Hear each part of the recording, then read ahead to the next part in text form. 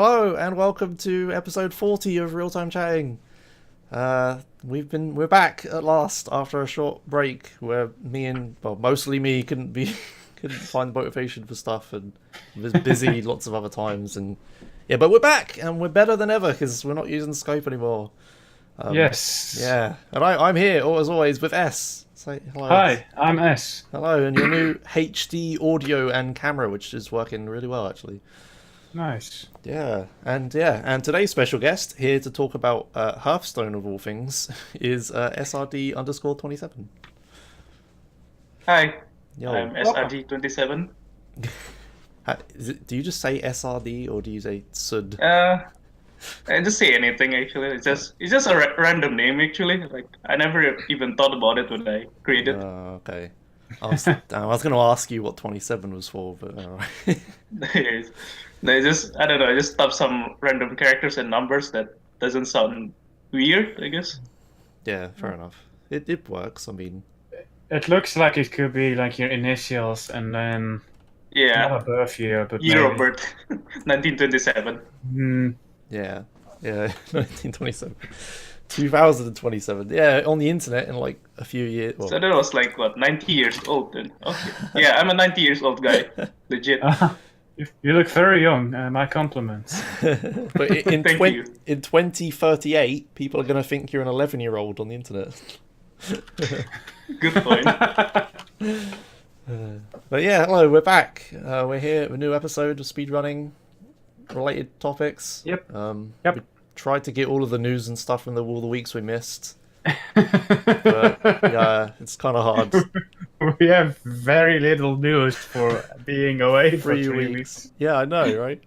It's been kind of quiet, so it's a good thing. We haven't missed too much. That's okay.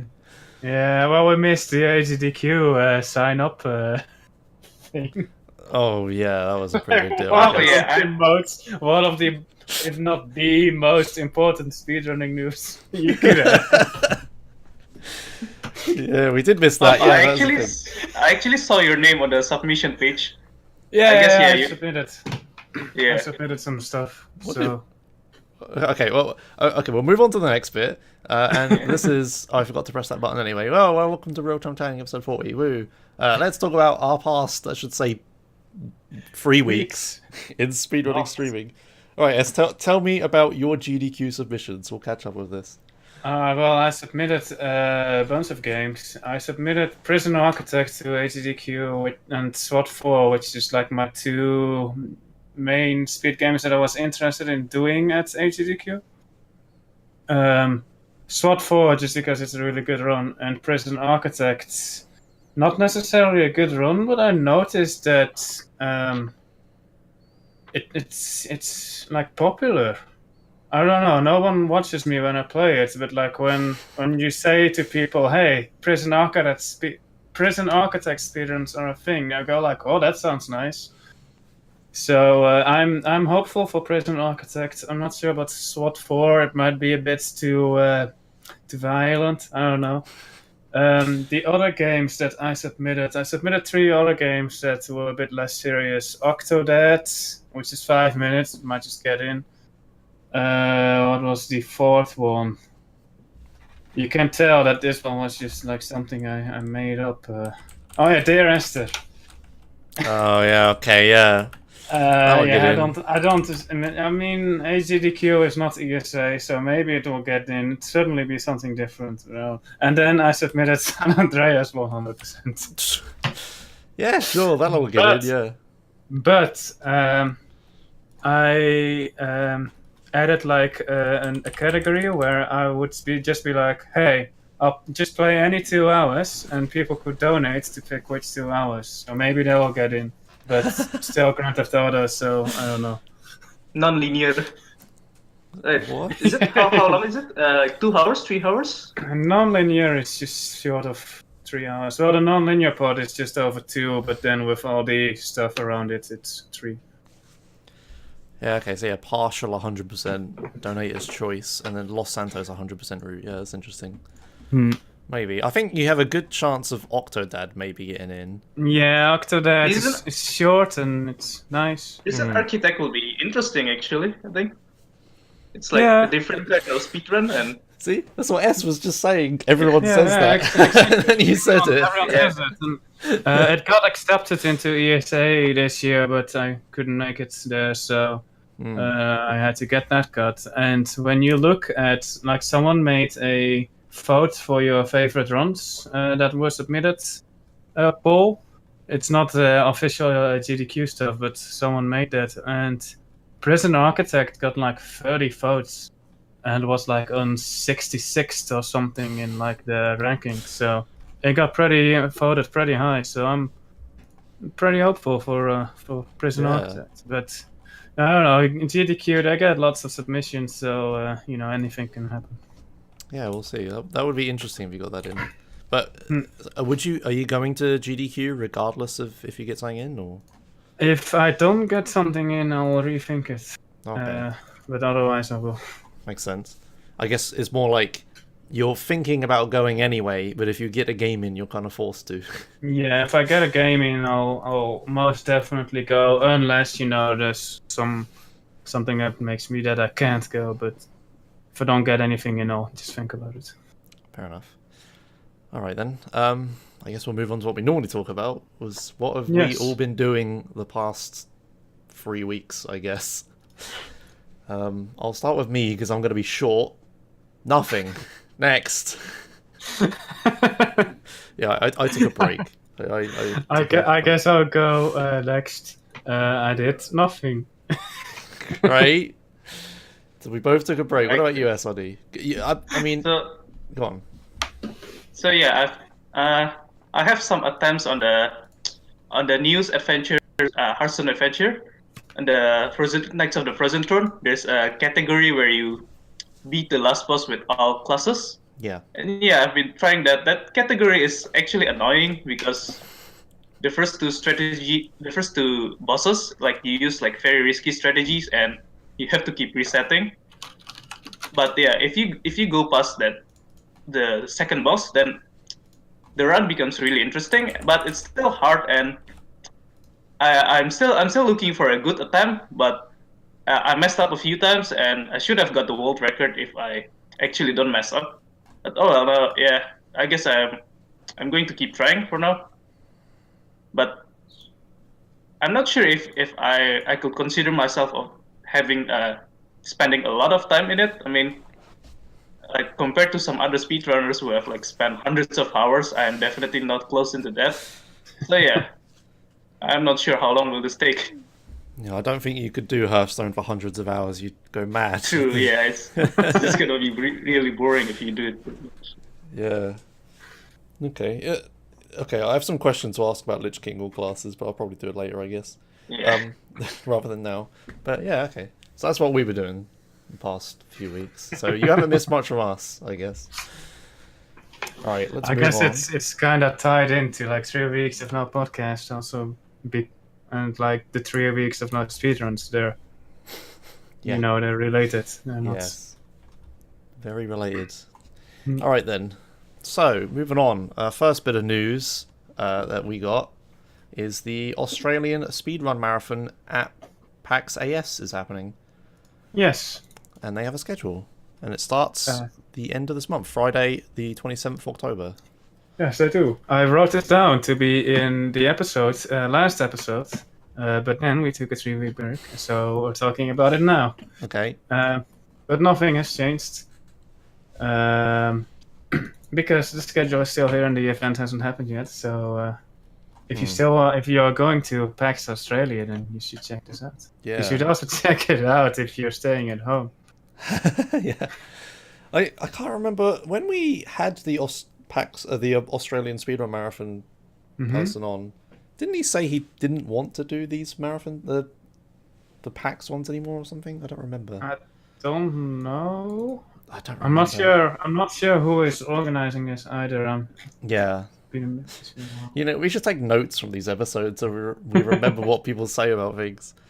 All right. Well, I'll have to go back and watch it, I guess, if I really want to remember that badly. But I seem to remember him saying that, like, maybe I'm thinking about something else. Maybe I'm thinking about just Planks talking to us about ESA doing stuff at DreamHack. That might be what I'm remembering. That's probably it.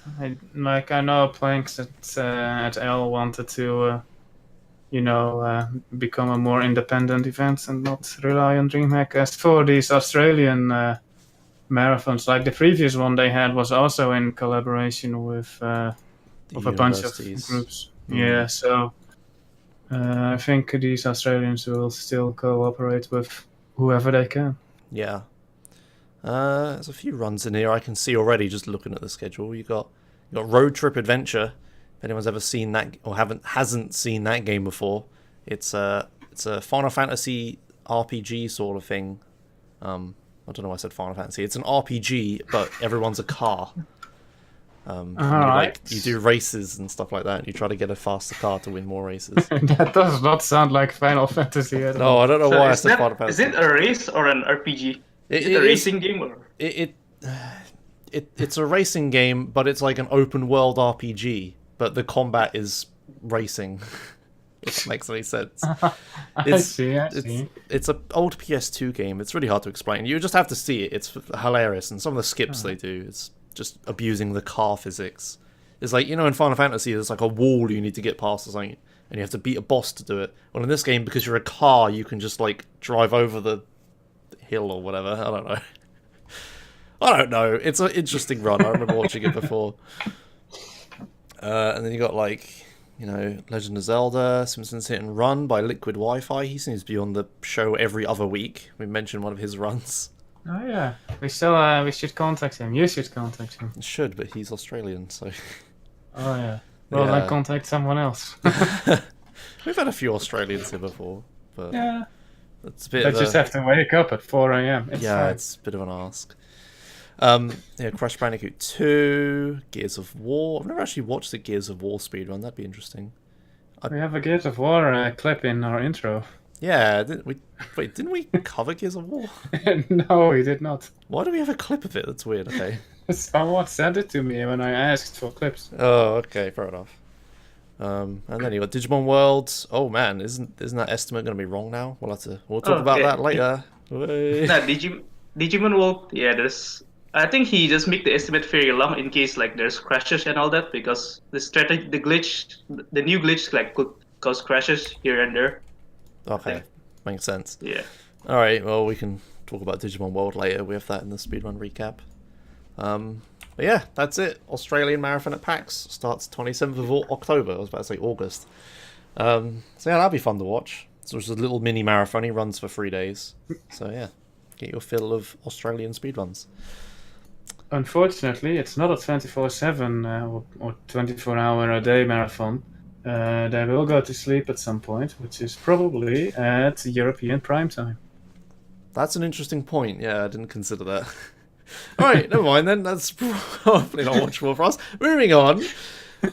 ESA Winter got submissions announced, I guess. Oh, yeah, that's right. That button. Yep. Then yeah, so you can submit to ESA Winter now if you're going to that. It's in Faxjo as always. It's in one of the hotels there, the hotel I stayed in, which is very nice. And they have a new website for submissions that Lord Mouse made, or Lord More 5, as I like to call him. I didn't split. Oh, fuck. Damn it. Okay, there we go. Got it. So let's have a look at this website. I haven't actually seen it. That is a very bright and white webpage. That is. I wonder if you can change color or anything. You can log in with Twitch. Whoa. But yeah, so they have their own website for submissions now. I wonder why. Wasn't there a speedrun.com submission thing? I guess, but maybe it just didn't satisfy their needs. I don't know. Maybe. Well, Lord Moore obviously offered to make one, and he did. So yeah, if you're a hitbox streamer or anything, you're out of luck here. You got to log in with Twitch. So there you go. So Josh, are you going to submit anything? Maybe I might do. The problem is the only thing I'm running at the moment is San Andreas, and that was done the other marathon. Tony. Yeah, I could submit Gay Tony 100%. They said they were thinking about doing a long RPG stream. They were going to do a main stream where they do all the other stuff, And then they were going to have a... If they had enough long RPG submissions, they'll do a second stream just for the long RPGs. So maybe Gatonia 100% could get on the long RPG stream. It does have an RPG element, right? Right. Yeah, kinda, yeah, loosely. SA is more of an RPG. Yeah, I don't think GTA 4 and its episodes have any RPG elements. You have like status with friends that you can like level up and stuff. Yeah, and maybe you get to make some choices. I think that's mostly GTA 4, but yeah, there's no choices. Like even San Andreas, I wouldn't call an RPG anyway. But you like have to level up your lung capacity. That's an RPG. Come on. But yeah, I mean, if they call it a long RPG stream, they can just call it a long game stream, and then put Gatonia in there. But yeah, I don't know. I'll submit something. How about you, SOD? Are you going to submit anything? No. Fair enough. Yeah, I want to go to ESA Winter, even if I don't submit anything. I'll probably end up going. Just because I want to see Sweden in winter once. Because every time we go, it's way too hot and they're having a heat wave. It's like, oh, I'm on holiday in a, warm European country. It's like, no, I want to be in like snow boots and shit. I love that. I love snow. Nice. Yeah. All right then. Yeah, you don't get much snow in the British Isles, right? No, it's very rare. And if it does, the country shuts down. We're out of luck if that happens. It's just like, oh, guess we're not doing anything today. No one's doing anything. Although, one time I did walk the entire length of the city I live in to go to the place I work. Because I lived on the other end of it, in the snow. And then you got there and it was like, nope. No, actually, me and 2 other people turned up. So we opened this. Nice. And did you get any customers? A few. I mean, the thing is, it's awkward because pharmacies are like legally obliged to open at the times they told the pharmacy regulation company they're opening. So that's true. Yeah, we were kind of forced to, because people got to get their drugs and shit.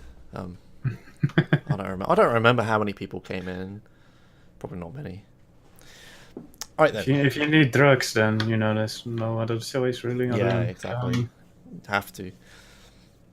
Okay, so moving on into the speedruns recap. We got the records from the last week asterisk. So they're all probably fairly recent. The Google Doc seems to have broken a bit. That's interesting. Oh no, I fixed it so that scrolling is a bit easier. Oh, I see. Okay, Frank. Okay, good. Okay, yeah, there we go. That confused me. Thank you. All right, so first up, we have Unreal Tournament 2004, the obligatory Unreal Tournament run we're having again, are we? Yes. All right. This guy has beaten the campaign on both the most difficult and the most easy difficulty. Okay. So if you skip to 28 minutes and 30 seconds... 28 minutes and 30 seconds. I'll skip. There you go. Yeah, just a bit after that.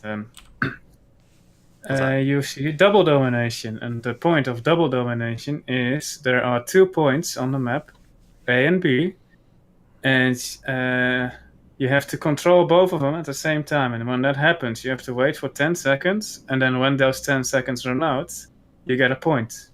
And then you wait 10 more seconds before you can recapture those points. However, he used a glitch that allows for changing those 10 seconds to 0 seconds. So now, he just needs to capture the points once, and then just stay inside.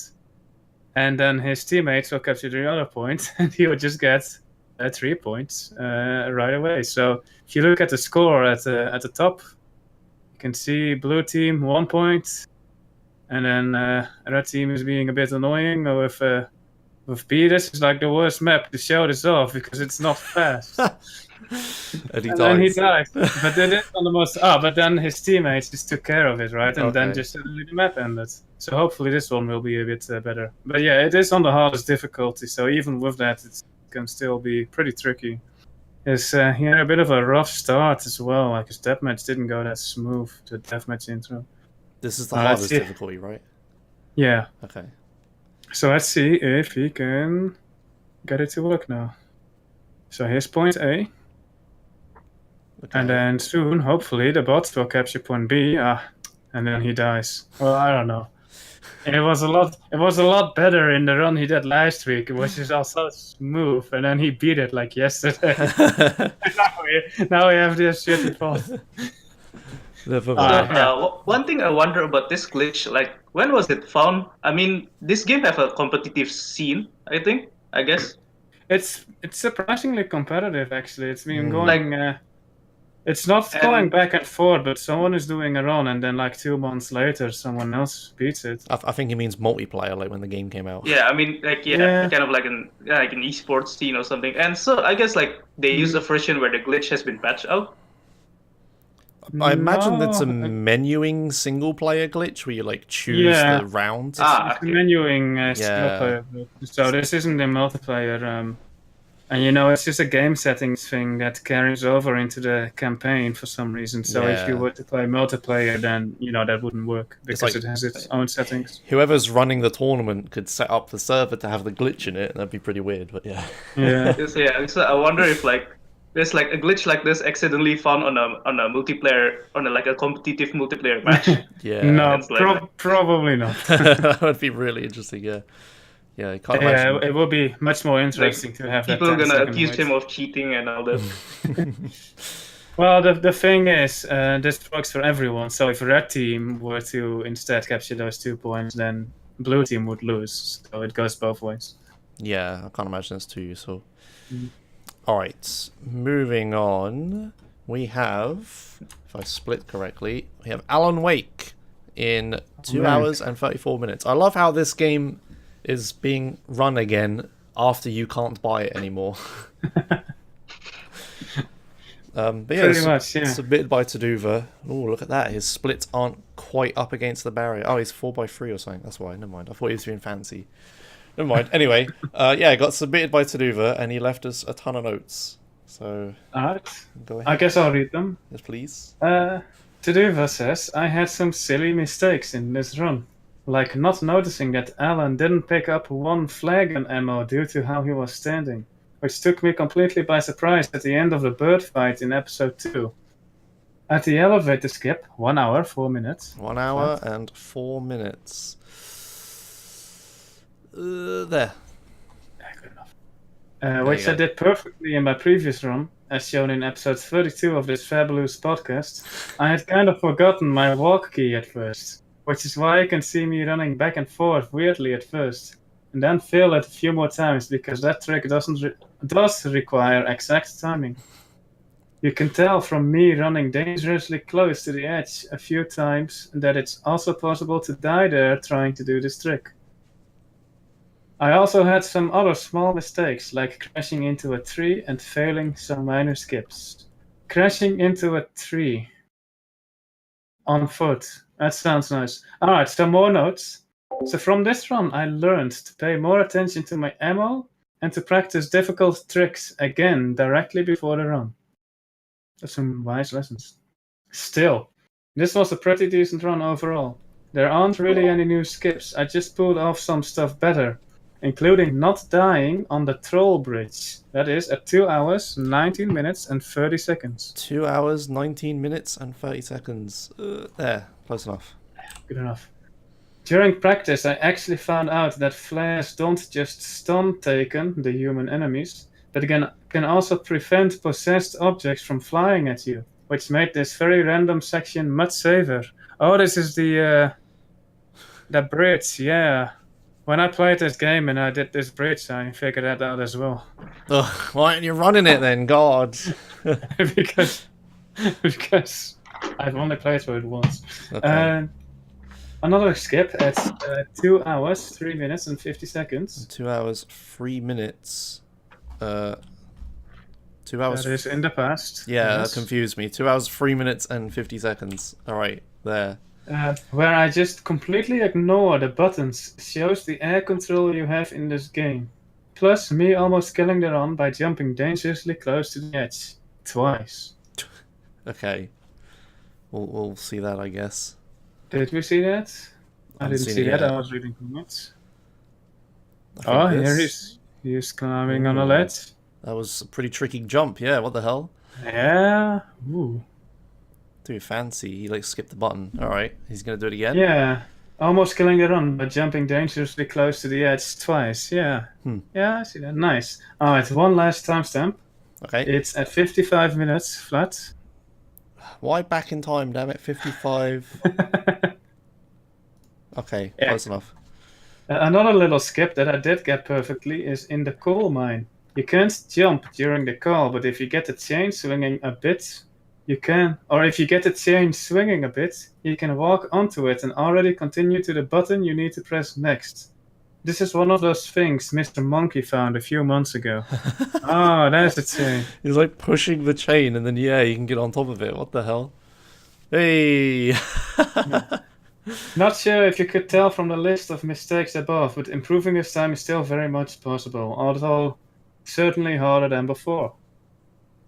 Nice. Cool. Okay, that's nice. Yeah, if anyone wants to get involved in speedrunning this game, you probably can't. I have to play through it once more. I already started my second playthrough and played through like the first level and then quit. I need to do it. It's a really good game. I liked it. Yeah, I've heard a lot of good things about it. It's probably something I'd like to. I mean, if you want to play it, you could get it through. Never mind, actually. Oh, you could also probably buy a physical copy. They probably still exist. Yeah. Yeah. The Steam keys probably still exist. So yeah, I'm sure there's plenty of physical copies. I mean, I have a physical copy of Blur. It's like fully sealed behind me. I bought like ages ago.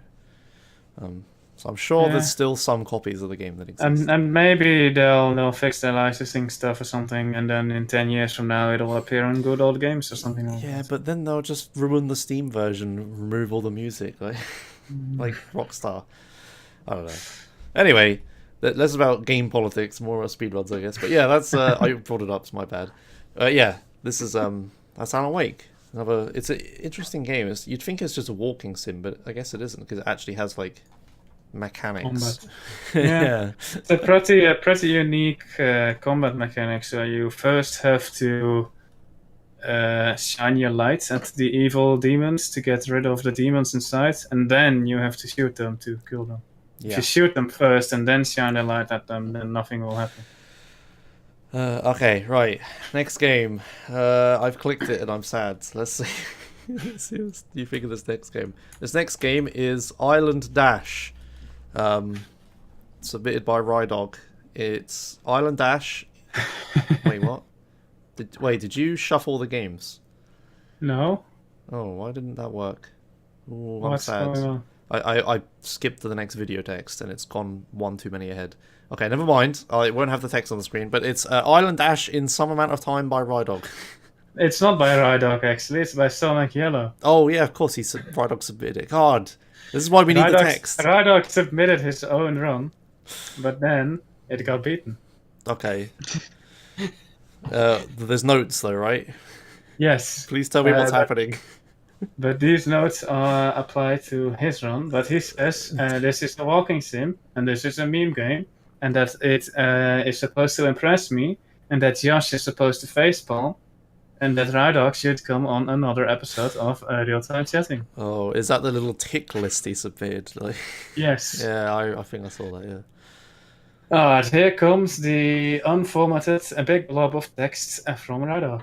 Lovely. What a rush this game was. First you get the hot dog, but guess what? You are broke. Ah shit, that's where it all starts on this high-octane run. Dude at the hot dog stand says, "What up fam, want a hot dog? That's $3.50 please." But guess what? That's where the greatest turn in video game history happens. You are broke. Oh shit, so guess what you have to do? That's right, go to the ice cream stand and get some money. Once there, you collect the coconuts. You ever have these nuts before? Haha, got them. After that, it's on the way to the pizza place. He needs a pineapple. Pizza is the best with pineapple. Haters get BTFO'd. I don't know what that means. You get to the pineapple man. He says, "What up, fam? I lost my parrot." You grab the parrot. Get the pineapple. Deliver it to the pizza man. Guess what, fam? You got enough for that sweet hot dog. Head on back to complete the run. 3 hours, 3 minutes and then some seconds of high energy testosterone pumping action. Never have I been this pumped for a run of this caliber. This was my god pace. They better read it all. Well, we did. Too bad it's You not got your beat. run anymore. Like. Good stuff. All right. Since this run is so short, I guess we'll watch all of it. Like we're almost there now. Bring the pineapple to Diego's Pizza. Yep. All right. I would skip forward, but it's a Twitch VOD, so I can't. Uh, Yeah. I always try to use the YouTube videos because then I can use like keyboard commands to skip and stuff. But yeah. nope. But he's bringing that pineapple. And he's got $3.50 out of $3.50, but the dollar sign's at the end instead of the front for some reason. I don't know. He goes get the hot dog. Like, okay, don't some European countries have the the currency sign at the end? I think know they do. euros go in front. I don't know Okay. about Great Britain pounds. No, they go in front as well. Hmm. But I was just gonna say it's a dot, and other countries use a comma to indicate a decimal point. But anyway, that was the run. If you live in a European country where the currency indicator comes after the number, let us know. Yes, let us know. Or other countries, even if not in Europe, that works too. You can go 5 Next. seconds ahead with Twitch VODs. Yeah, but it will just have the spinny thing. All right, anyway, yeah, next. Next is... when it loads... Next is, there we go, Knights of the Frozen Throne, Solo Adventures in 2126 by Zephyr Zispedi. You'll be very happy we said that. Yeah, this is Knights of the Frozen Throne. You know this, SRD. Yeah, so this is the adventure mode of the news expansion. And what's special about this run is that on the last fight he used like a very risky strategy that requires you to have this card called Molten Giant on the opening hand. So this boss is that it have a different mechanic for each classes, and there's like 9 classes from each boss. So there's 9 classes in this game, and each classes the boss will do something different. And for Hunter, he will damage your hero based on the amount of minions in your deck. So what you do is you let yourself getting damaged until you have like until your health is lower than 5, which allows you to play this card called Molten Giant at 0 mana. This card is like have a stats of 8 health and 8 attack, which is like normally equivalent to like 8 mana, and you play it on the first turn with 0. Yeah, it's pretty OP. Wrong. Like that. Yeah, but again, it's a very risky because you need to get it on the second turn, and then after that you still need to hope to kill him quick enough. So you're like intentionally lowering your health to play this one card. As the very end of the run, you have to draw that one card. Which means a lot of resets, and of course every reset like you have to go through like more than 20 minutes of this. Yeah. And it's all RNG, right? Jesus, okay. Alright. Well, nice. That's interesting. Does every run use that strat, or...? Nah, he's the only... there's only like four runners on the leaderboard for now, and he's the only one who uses this. Like, the previous ones uses like a slower strategy, but more consistent. Alright, fair enough. Yeah. We'll get more into that later. But yeah, that's Knights of the Frozen Throne by Zephyr Zispedi. Next is, if I load it quick enough, One Night in Caras Am Heroic. This is another Hearthstone adventure that I want to bring it up in the speedrun recap for a bit. I'm going to elaborate this further later on. But the chess. Yeah, this chess it's annoying because it forces you to do a lot of resets because it's really hard. It's hard to play fast on this one. But do you have the timestamp that I put in the description? 11 minutes 28 seconds. 11 minutes 28 seconds. Okay, yep. I guess this deck is the one that gives the most time save compared to my previous run, and of course also with the chess. So with this boss, actually, when the news expansion came up, there's an improvement in the AI, and this boss is actually becoming significantly harder because the AI is actually smart. When I played this boss several months ago. The AI isn't that smart in this for this fight, and yeah, right now it's much harder. But I think yeah, so he tried like a bunch of different decks, and he came up with this one, and it happens to be fast on this attempt, and so it saves quite a lot of time compared to my own run. And yeah, there's also a few other interesting new strategies that I will talk on later. All right. So yeah. But this is played in Japanese. Do you think Japanese is faster?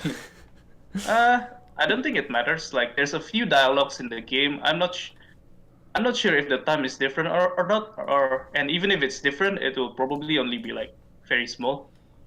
Okay. Because it's not a text dialogues. It's speech dialogues. Yeah. And yeah, I'm not sure if it's actually faster than the other languages. There you go. That's what you need to do. You need to change language, re-download all of Hearthstone, and test every single language, right?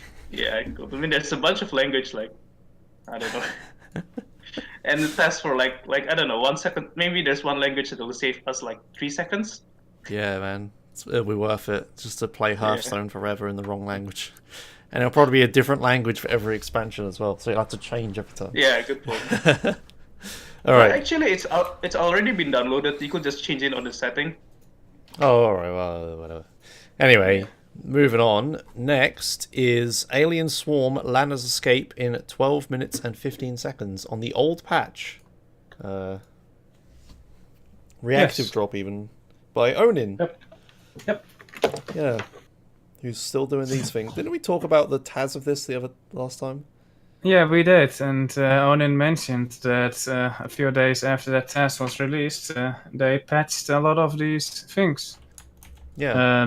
But then Onin was informed that you could get an older version of the game using Steam database, and so he did, and now he is doing runs, not a test, but a real-time attack on the old patch, and it seems to be going fairly well. And here's a pretty crazy jump. That's this game. Yeah, that is this game. Yeah, just that, pretty much. Is that intended strategy or no? I mean, does it involve any glitch or? Oh yeah, no, it's a massive glitch. This game is broken. Yeah. Okay. If you watch the well, it's not strictly a Taz, but if you watch the Taz of it that Onin has, it's quite clearly broken. Oh yeah, there you go. He just flies across the whole level. Yeah. This isn't even the stuff that's being done in the Taz. The Taz is even more broken than this. The Taz is like one character flies across the screen to the end, another character flies to a button, presses the button that lets the other person go through the end and stuff like that. Oh, it's on the Source Runs channel. All right. This is a Source game? Yeah, it is. It's made by Valve. Oh. I'm not sure why. It's because of some SDK shell off or something like that. I don't know. I've exactly never heard of this being a Valve game. It's free to play without microtransactions, I think. It wasn't 5 years ago, but maybe now there are microtransactions. I don't know. Okay, interesting. I didn't even know it was a Valve game, but alright, I just thought it was some random indie game. But yeah, okay, cool. So there you go. That's this game. Yeah. You saw him flying through the sky. That's this game. But there you go. Moving on. If you want to watch it, you can watch this one and the Taz on Source Runs. Is pretty good. All right. Yep. Next is, what the hell is that an acronym for? Oh, it's I made up an acronym for Divinity Original Sin 2 in 28 minutes by Onin. Now this is a bit different. Because this isn't a video or anything. This is an article on Kotaku about the run. Yeah, so Onin got another run, but this one was on Kotaku for some reason. Is this Kotaku? Yes. Yeah, it is Kotaku. I can't see the word Kotaku anywhere, and I was like, oh god, wait, is it? Yeah, how the hell did this happen, Onin? He's in the chat, he'll probably let us know, but how on earth did they just ask, or what? No, he said that he didn't even know about the article, and he just figured it out. Hey! Top comment, look at this. Well, I play games for enjoyment, not to beat them as quickly as possible. They are not mutually exclusive, my friend, but okay. Here's the actual video. Why don't you play the story? Actual time is 37:48. Okay. I know nothing about this game, and I also didn't read the article, so that didn't help. I read the article. There's nothing important. The guy No. just says that it took him many hours to beat this game, and it's like, oh, someone beat it in this amount of time. Wow, isn't that impressive? Yeah, that sounds like Kotaku, alright. Yeah, whenever they cover a you speedrun. could make an article for every speed game out there. Maybe we should make a website that does that. Maybe we should have some sort of video show that highlights these runs every week. Oh, look, like you could make a comparison. Like, so this is the time that you get from an intended playthrough, and this is the speedrun time. Well, And then you make a comparison. You could go to howlongtobeat.com. I yeah, guess. Yeah. there's a website that does that, unfortunately. But that is It interesting. could still be interesting to take a game and like do a somewhat perfect casual playthrough, and then put a speedrun side to side, and then pass the speedrun as the casual playthrough goes along. I don't know. I wonder what the biggest difference between casual playthrough time and speedrun time is. I wonder what extremes City? games there are. Vice City is probably up there, but that's a relatively old game. Wasn't that long. I think someone made a video on that called Top 10 differences in between those times, and actually Chinatown got pretty high. Oh yeah, Chinatown Chinatown is like what, few minutes? I think 2 minutes or something like that. Yeah, something like that. You skip to the last half of the last mission. Yeah, it's pretty broken. Yeah, I mean, I guess the one that have the biggest difference is the one that have a major skip, obviously. Yeah, and they're like open worldy long games. Yeah, that makes sense. Yeah. Wonder how long does it take to beat Ocarina of Time? That's probably up there as well. Anyway, that's a discussion for another time. This is Divinity Original Sin 2. He wrote he has no idea how I'm teleporting around the map, which is accurate because I don't really know how it works either. Fantastic. Oh dear. Alright, but anyway, that's that. Another run by Odin, who runs so many things, and I can barely run like one thing. Alright. Moving on, we have Digimon World, any percent in 1645. Just had to check that because it wasn't beaten. Oh god, it's one of those VODs that doesn't load, I think. Nope, there it goes. Excellent. Digimon World, any percent in 1645 by Raikou. Now you know about this, SRD. You said there was a new skip or something while I try to get this. Yeah, I'm not. It's like the whole game is broken right now because. So there was. Yeah, I guess you just just go to a random part on the video and maybe you'll find it. All So right. basically, like this game, Digimon World is. So you raise a Digimon and then you like normally you recruit some monsters that will allow you access to the final place, and then you go to the final dungeon and beat it. That's how it goes. But this new glitch, like, it's like you could have like 2 textbooks at the same time, and that allows you to do some crazy things. Like, there's a Digimon that if you recruit it, then that he will let you to teleport to like specific places. But this glitch allows you to teleport to like a place that you shouldn't teleport to, and that allows you to skip a lot of stuff. And also allows you to like get a glitch recruitment. Like, it allows you to like do a trigger that makes the games think you have recruited someone, but actually you haven't. So that gives a lot of recruitment points, and you could go to the final dungeon straight away after you do all this broken stuff. That's what he just did. He just walked straight into the final dungeon. I have no idea what the hell's happening. Yeah, I'm not sure about the details either, but yeah, it's pretty much like it's really broken right now. And I think I'm not sure how consistent it is because it causes, like, from the few parts that I watch on the streams, like you could easily crash on this part, that part, etc. And I think they don't usually crash on emulator, but of course emulator is banned for this category. Yeah, makes sense. If it's like an emulator only thing. I've heard of a few things like that. It's just because the emulator has access to more RAM or whatever, I guess. Yeah. Yeah, so this is the last dungeon, and he just basically goes straight to the dungeon. And there's also some like this is an RPG game, but of course it involves a lot of like movement techniques like this that allows you to avoid the enemy encounters. Yeah. And it's probably pretty hard to pull off. Like, you need to get the right timing and all that. And yeah, there's also yeah. the RNG manipulation early on the game that allows you to boost up the Digimon stats very quickly. That one is Okay. also looks hard to pull off, and yeah. I'm watching because I want to know how he beats the final boss with a Argumon, or whatever that Digimon's called. Argumon's You might want to hungry, skip feed ahead him. a bit then. Yeah, you never yeah, actually okay. treat your monster well on the speedrun. Wait, what? Now he has a different Digimon. Ah, yeah, nah, this is it. This is it.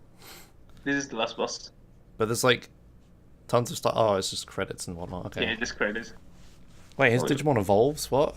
I'm so confused. No. It's just the animation of the boss, I think. Oh, that's the boss, is it? Okay. Yeah. Alright. But he doesn't have an Argumon anymore. He has like a bug thing. Like, what happened? Yeah, it's digivolved already. Like it's probably digivolved recently, like somewhere between. So it's digivolved in the middle of final dungeon. So I guess yeah, I mean they rooted so that it Oh, digivolved like just before the final boss. I see, okay. Oh, and he's got like 99 of lots of really OP items. Now I see how he beats it. Okay, yeah, he just healed his Digimon for like 9999. Yeah, that item is the one that gives a full recovery, I think. That makes And yeah, sense. his Digimon stat is probably very strong, and he have a very strong moves also that is also possible thanks to RNG manipulation. Okay, alright then. Because yeah, getting a technique here involves a lot of RNG, and of course you can manipulate it. Yeah. I never actually beat this game as a kid. I should probably do that at some point. I think most people can't beat it as a kid. It's like they didn't explain the mechanics properly, and for most kids, like you got your monster turned into the slime poop monster. Oh yeah. Yeah, you raise it badly.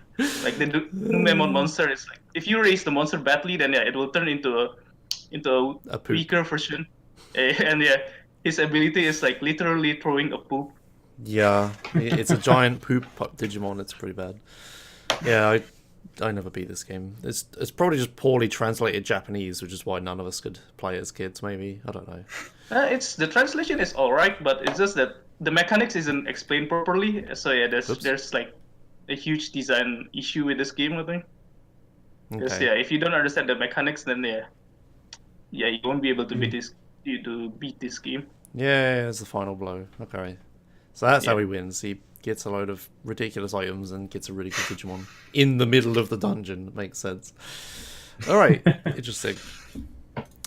So, next we have... This is probably a big deal, but I don't know if it is or not. But I'm going to say it is. And this is Super Metroid, any percent, in 41... Not that one. 41... 9? What? No. Hold on a minute. 4149, I must have mistyped, by Zost. I know nothing about this game. How about you, Josh? A little tiny bit, but not very much. But I know Super Metroid is a very, very, very, very popular speedrun. And it's probably super optimized, so the fact that someone beat an any percent time, I don't know if he already had the record or anything, but still, any percent time in a very popular game. Big deal, must be. This is yeah. I wonder if he just saved those frames or if something new was found. Let's have a little look, shall we? What? Where is he on the leaderboard? He is. Oops, he is On the fly research. 4 seconds in real time, but the same in-game time. But that's because in-game time is only accurate to the minute. So, but maybe there's something new found because some guy behind him called Behemoth is set a similar time 8 days ago. Ooh. So perhaps there was something new. Let me click this run. No, that doesn't tell me anything. Damn it, we need someone to explain this to me. Yeah, Maybe it's posted somewhere in the speedrun Reddit. maybe we should have researched harder. But yeah, anyway, Super Metroid, stuff is happening there. It seems pretty good. What is this view up here? What the hell? It's like a 3D That version. is the I don't know. It's like a 3D thing. It's a SNES game, so it's not like a 3DS or anything. Maybe it's a webcam. It looks like a webcam. Yeah. Yeah, maybe. Just to show it's legit or something. I don't know. Yeah, maybe, probably. All right then. So yeah, that's Super Metroid 80%. We've done good research on this. Yeah. Right, and then finally, Rydog gets another run into the marathon. Well, what am I saying? Gets another run into the... What is it? Podcast? Fucking hell. I've been talking too long. This is... What is this? Golf with your friends. Golf with your friends. Dunk No Stroke Out by Rydog in 48-46. Right. And knowing Rydog, this is I mean, the game is pretty legit, I guess, but I know the category isn't. Or maybe the category is as well, but there's another category that is more popular. And that's all I know about this game. And I'm assuming that you just have to golf and put the hole as quickly as possible. Well, this is like a... He's like controlling the ball or something, and he just had to get through a basketball hoop there. Like, what? It seems like crazy golf, but a video game, so crazier, maybe. I don't Probably know. does look... Let's watch this for a bit, see what happens. He's returning to lobby. He's switching to... Oh, I see. Dunk. Dunk, the category type, means that it's like... It means that instead of golf, it's basketball. Yeah. And he's like... His ball has a hat on it for some reason. Why does everything have hats? Because hats are the big thing in microtransactions. I'm not sure if this game actually has microtransactions, but... I have no idea. But it looks like golf, but every hole is a basketball hoop instead of a hole. Interesting. Okay. Good. Good. He missed. Good job, Rydog. You overshot. You did it again. I think you should play this more, Rydog. And maybe a more popular category or something. That's weird. Alright, that was all the runs we could find for the past week, roughly. Week, yeah. If I find the right button, there it is. So now, let's move on to In the Spotlight. This week, we obviously have SRD here, and he's here to talk about Hearthstone single-player adventures. So obviously Hearthstone being a, online card game, but they did add single-player, and it's actually vaguely interesting. So, yeah, where do you want to start, SRD? So, alright, so Hearthstone is a card game, right? It's basically just like, it's an online card game. The way it works is just that you play minions on it, and the minions have a attack value and a health value and a mana cost. So every turn you get like one mana crystal, which you can spend to play a card. And there's also a spell card, which could deal like different kinds of things to the minions and others, such as like deal damage to the minion, destroy a minion, etc., etc. And yeah, there's a single player mode to this game. And the ones that I'm going to talk about is the heroic mode, which is a mode that is made to be very hard, where the AI bosses have like very strong abilities, and for most players, they need to like retry to beat the heroic boss. They need to like retry it a bunch of times. And there's like a few bosses where so many people are stuck on and can't really deal and have to like do so many attempts, need to like get a very lucky and all that. But what's interesting about this speedrun is that as an online card game, more and more cards will be released in the future. And thanks to these new cards, new strategies are available. And I could make different strategies that could make some of the hard boss really consistent. And yeah, that's the main reason that I'm interested in speedrunning this, because there's a lot of new strategies to explore, a lot of new stuff that can be done. And yeah, so we are going to look through mainly two adventures, the Blackrock Mountain and League of Explorers. Those two adventures have like different, like a huge variety of bosses, and which means there's a huge variety of strategies, which includes bugs, glitches, and there's also a lot of new cards, exploits from new cards that you're going to see. So yeah, that's how it is. I'm not sure if people who is not familiar to card games will understand this. Show right now, but yeah, we could start seeing the first boss in the Blackrock Mountain. Yep. So far, I follow.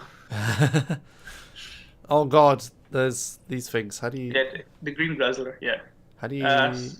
Okay, yeah, it's fine. Yeah, it's going. So this first boss is kind of unique.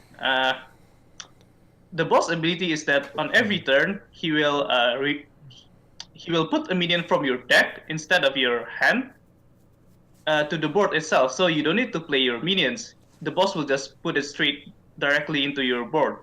So of course the strategy here is you only put a few minions in your deck, which is like very large and strong minions, and you just kind of hope to kill the boss quickly. And yeah, which you could see here, and yeah. So this is a heroic, so the boss are made to be hard. So he summons 2 minions while I'm only summoning 1 minion, which is unfair. But my minions is very strong and I have good spells with it, so yeah, I could kill the boss straight away. And yeah, I guess this is like different than the other bosses, so I guess you could just skip through this. Right, next boss. Right. Now the next boss, there's a glitch that I want to highlight here. If you look at the voice chat, on the group chat here, I put a link. So hang on. Right, yeah, there's a small glitch in here. Like someone one day suddenly put a comment on one of my YouTube videos, says he found a glitch, and yeah, actually maybe for other videos later on you just want to watch it and like 2 times speed, just to make everything faster. Yeah. I'll do it 2 times speed. There you go. But yeah, so this boss is like the boss have like a. So first you start with 1 mana crystal, but this boss starts with 4, which means he could summon big minions straight away. And the way I do it last time, it was kind of boring. Actually, that's a glitch. So yeah, you just keep emoting, and then he will have like double emotes that will skip some of his dialogues, and it will speed up the game by like several seconds. So I think I'll show the strategy made by Tsubaki here. So this boss, yeah, he could summon big minions straight away, but one of the minions that he could summon in the early turn is a minion that allows you to cast any spell at 0 mana. So you could spell any spell, you could cast any spell you want straight away, and yeah, he abuses this. And yeah, maybe you could speed up the video. Oh, yep. Sorry. There you go. Yeah, he could summon a bunch of stuff and. Hold on a minute. Oh, yeah. I see. Okay. His whole deck is full of spells. Yeah. But yeah, the main show haven't appeared yet. Hold on a minute. Wait, so what happened there? So this minion here, Millhouse Manastorm, when the opponent plays it, it makes all of your spells cost 0. So you don't. So he can play a bunch of stuff. So he has. This is like. He has like a crap ton of spells. He summoned that. And because of that, he could summon that very huge minions and win straight away. Yeah. So yeah, this is an example of a speedrun strategy. So yeah, all right. This guy here, he gains stats based on how many cards you played that turn. Because all your spells cost 0, you just play a shit ton of spells and then play that and kill him. Nice. Yeah. That's pretty good. Pretty good. Right. So the next boss is, I guess, kind of a regular boss. Yeah, you could. Yep. Which one? It's Farazan, isn't it? Yeah. Yep. Yeah. So this is kind of regular. There's a gimmick on this boss is that you have a minion that is only 1 health and 3 attack, and this minion will keep attacking your hero. And you need to actually make sure this minion survives, because if you don't, he will deal 30 damage to your own hero, which means you will lose. But other than that, it's not really special. So you just kind of play like a regular mid-range deck, and mid-range is a term which means that you just play in a basic way. Like you put a minion, you keep the minion on board, you make you play in a way that making sure that you could like you could maintain the board control by having more minions on your board. That's basically how it is. So yeah, and I play an unusual kind of priest deck, which is priest but with max, with all these robots, which not many people are expecting it to be possible, I guess. You're like But mech priest, what? yeah, the reason I use priest is that priests have the tools to keep this girl Moira survive. Oh, And I yeah, you see. need to keep the Moira survive. Yeah, but other than that, the bosses isn't really anything special. So I just play as mech priest because it's very effective in maintaining the board. And yeah, I guess that's all. We could move on. Yep. This boss have a funny gimmick. So you have like a bunch of these minions, and he will damage it by 1 every turn. If all these minions died at the same time, each one of them will deal damage to your hero equal to the amount of these fire spawn minions that died during their turn. So if like five fire spawn died in 1 turn, each of them will deal 5 damage, and that means you will get a total of 25 damage, which means you will probably dead. But then you have cards that exploits the fact that they have like a lot of minions in the start. So this Sea Giant card is a card that gets cheaper when there's more minions on the board, and because there's already a lot of minions, you could summon it straight away. Mm. There's also another minion called Little Exorcist that where her stats will be increased by the amount of Death Rattle minions on the board. And they're all death rattles. Yeah, they're all Death Rattles. And Death Rattle is it's a basic mechanic where when a minion dies, then his Death Rattle will trigger. So yeah, this boss is very quick because you could just summon this huge minion straight away. Yeah, and I think one of the main cards is the Master Spell as well. Yeah. Which stops you from dying. Yeah, true. Yeah, you play Master Spell, which like removes the card text from all the other cards, from all of your opponent's cards. So they don't, instead of killing you, they don't do anything anymore. Yeah. So they do nothing. It's a pretty unusual card, but yeah, it's pretty useful. Alright. So yeah, 3 of the first 4 bosses it's kind of unusual, I guess. Like they have like unusual mechanics. But the next boss they have a gimmick in which like for every turn you have to actually spend all your mana crystals, and if you don't, you got the boss will deal 30 damage. 10 damage on your hero. That means like and you only have 30 health. So if you don't heal yourself, then you can only get hit by his ability 3 times. But other than that, the boss isn't anything special, I guess. I don't think I will. Oh, there's one interesting thing about this boss. It's actually bugged.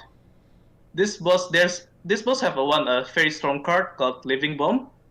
It puts a curse onto your minion, and if you can kill off that minion on the next turn, that minion will die, and it will deal 10 damage to all of your other characters.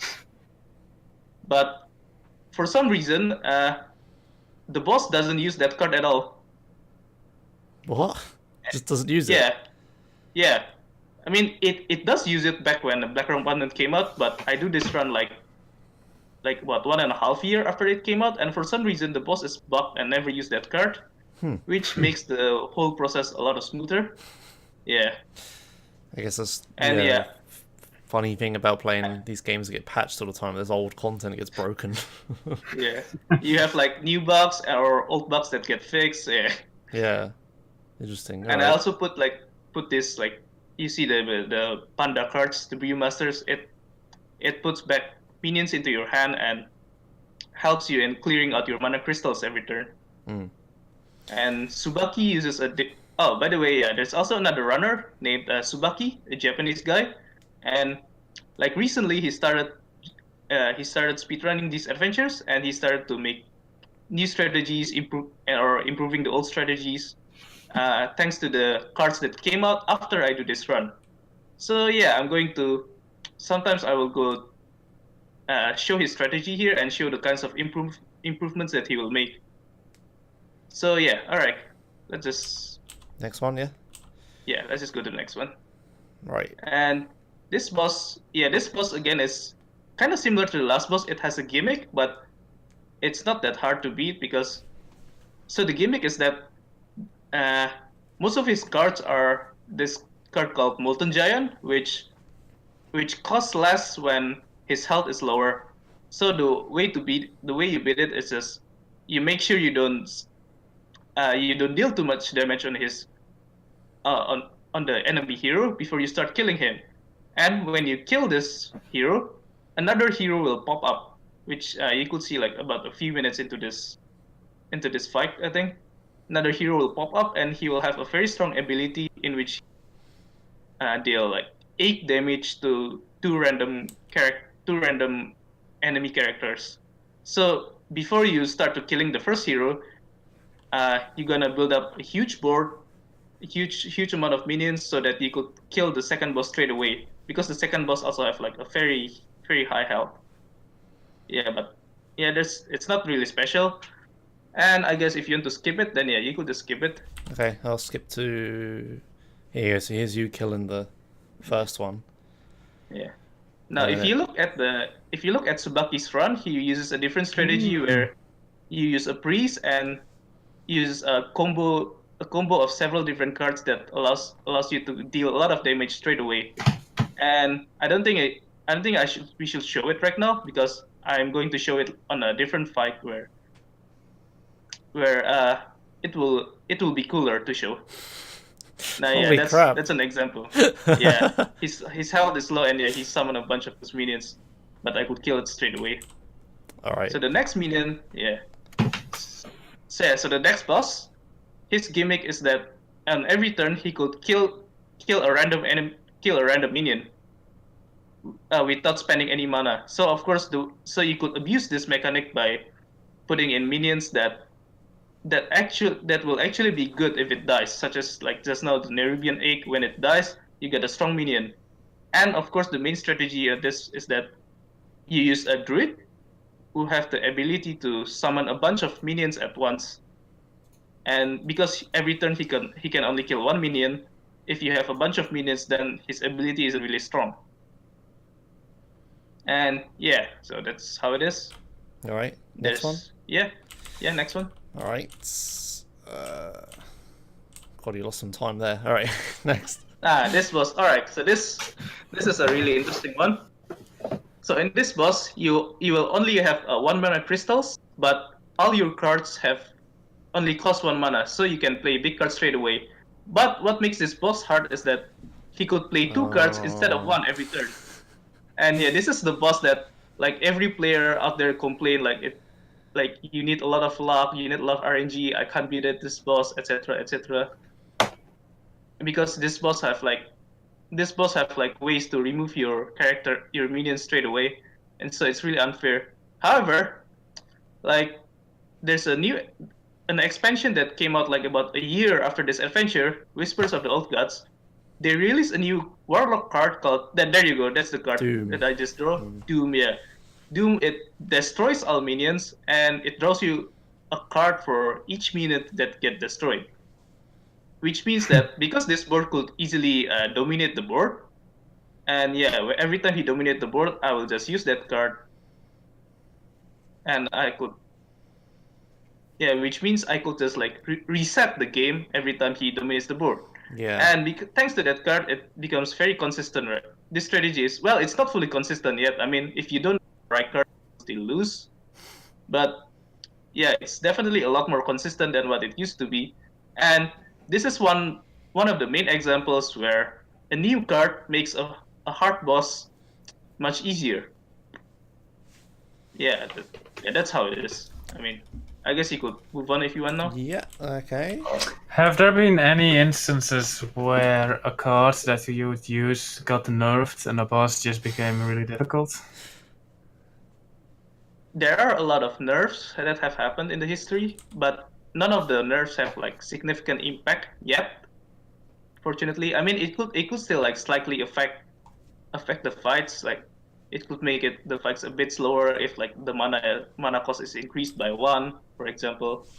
Yeah. But other than that, There's lots It's- all the cards that normally get nerfed are like just good in multiplayer, but the ones that like important for speedruns are all like edge case cards that are like Yeah, only good Yeah, for one makes thing. sense. They're never that Yeah. strong. true. But I mean, aggro shaman got nerfed a bit back when I was doing runs. That was the main Yeah. deck you used just because it was a really quick deck. When that got nerfed, it made everything slower. Oh, now this boss is also really interesting. So yeah, so this is Ren Blackhand. He have a very strong ability where. So alright, so first of all, I haven't really mentioned the term hero power. That's like an ability that he could use every turn, and most bosses have like very strong hero power, especially this one, where his hero power costs 2 mana, but he could summon like minions that are like worth 6 mana. So, but again, with new cards, you could make consistent strategy in this one. The strategy that I use in this one revolve around a card called Anything Can Happen. It's a card that could like summon a bunch of Murlocs at once. If it has Murloc is a type of card is you could see this fish card, right? It's yeah, a that's fish a Murloc. monster. And, yeah,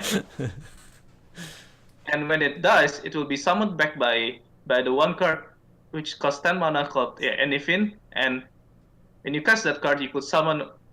So that which means that when you use Anything, you summon a bunch of Murlocs at once, and you could straight away deal a lot of damage to your opponent because some of these Murloc cards they have an ability named Charge, which means you could attack with them straight away, and you don't need to wait one turn for it. And again, Paladin.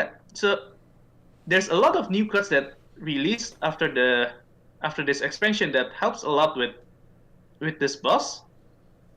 But some of the important cards actually came from the classic set, which means it's the card that is already released originally with Hearthstone before any of the expansion came out. And yeah, that's an example of me using the Anything.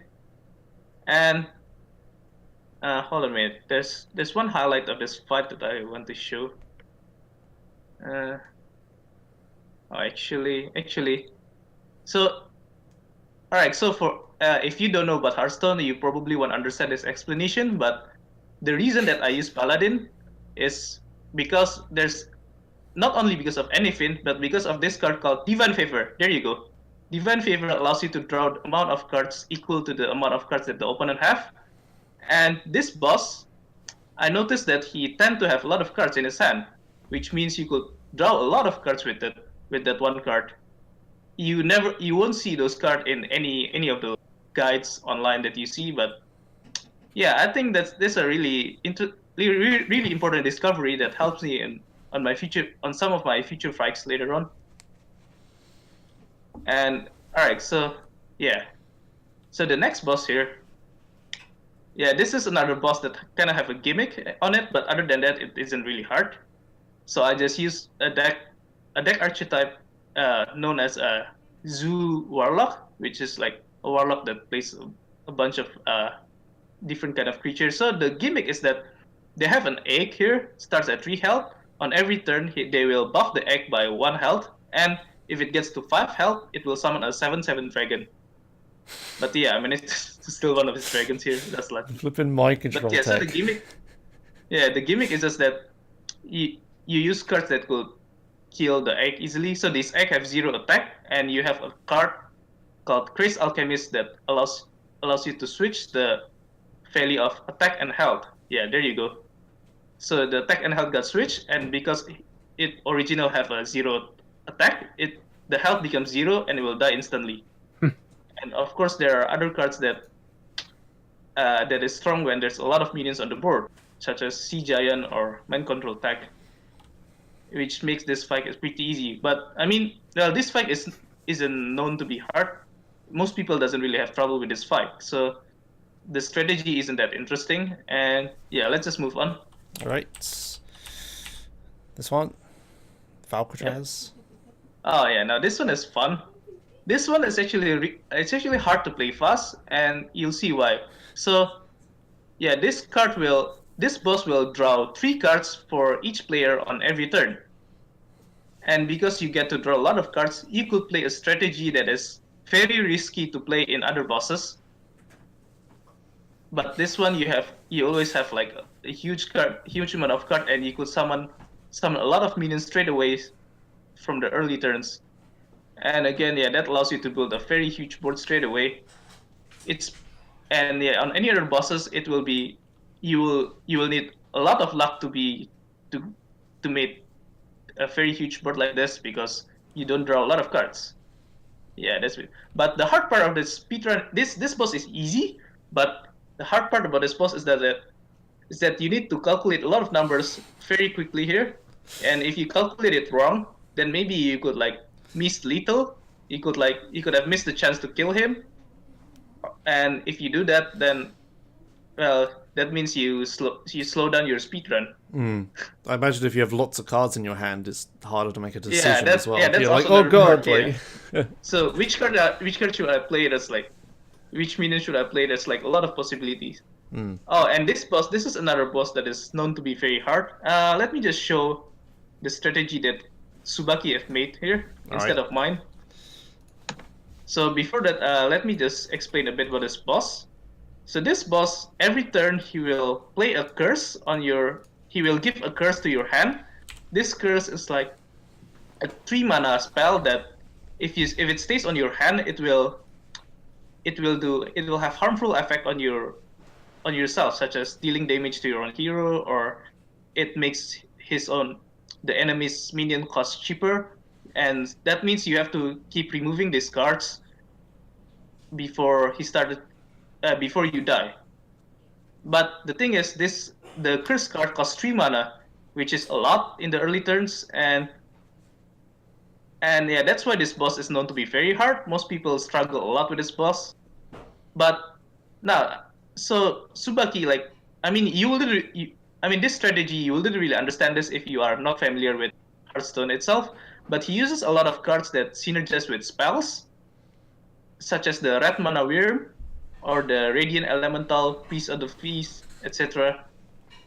Those are cards that came out after this long time after this expansion, and again, it shows how new cards have made these hard bosses a lot easier, and it's interesting to see how he uses a lot of cards that most people wouldn't know about, such as the Red Mana Wyrm, and yeah, so that's how it is. Back when I did this, I do like a much slower strategy, where my strategy is just to use spells that helps me in removing his minions until I get to play my Deathwing. But the way he does it is just that it makes it significantly faster. I'm not sure if it's more consistent, but yeah, it's significantly faster because you could kill him much faster than what I usually do. And again, it shows how strategies can be improved with newer cards, and of course with an intelligent deck building. Alright, so the next boss is also an interesting one.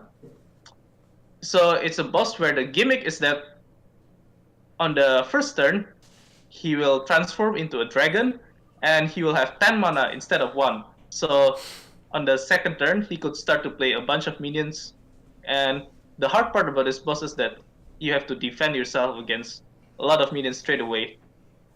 So the way I do it is just that I play a very slow strategy and of trying to using spells that helps in killing his minions. And later on, eventually, when I get to late game, I could play this card called the Golden Monkey, which transforms my spell into huge minions, and I could kill him pretty quickly with that. And you could see in the group chat I highlighted the timestamp where I used this card. Right. Okay. So yeah, this boss is just basically, this is the boss so it's typical for a boss that is difficult, where your strategy is to just stall the game as long as possible until you get a combo or you play this one card that could finish him off quickly.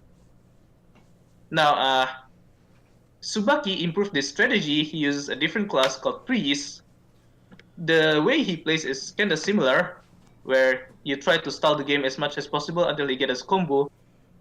But there's something really interesting in the way he played it, which you could see here in the timestamp that I have posted.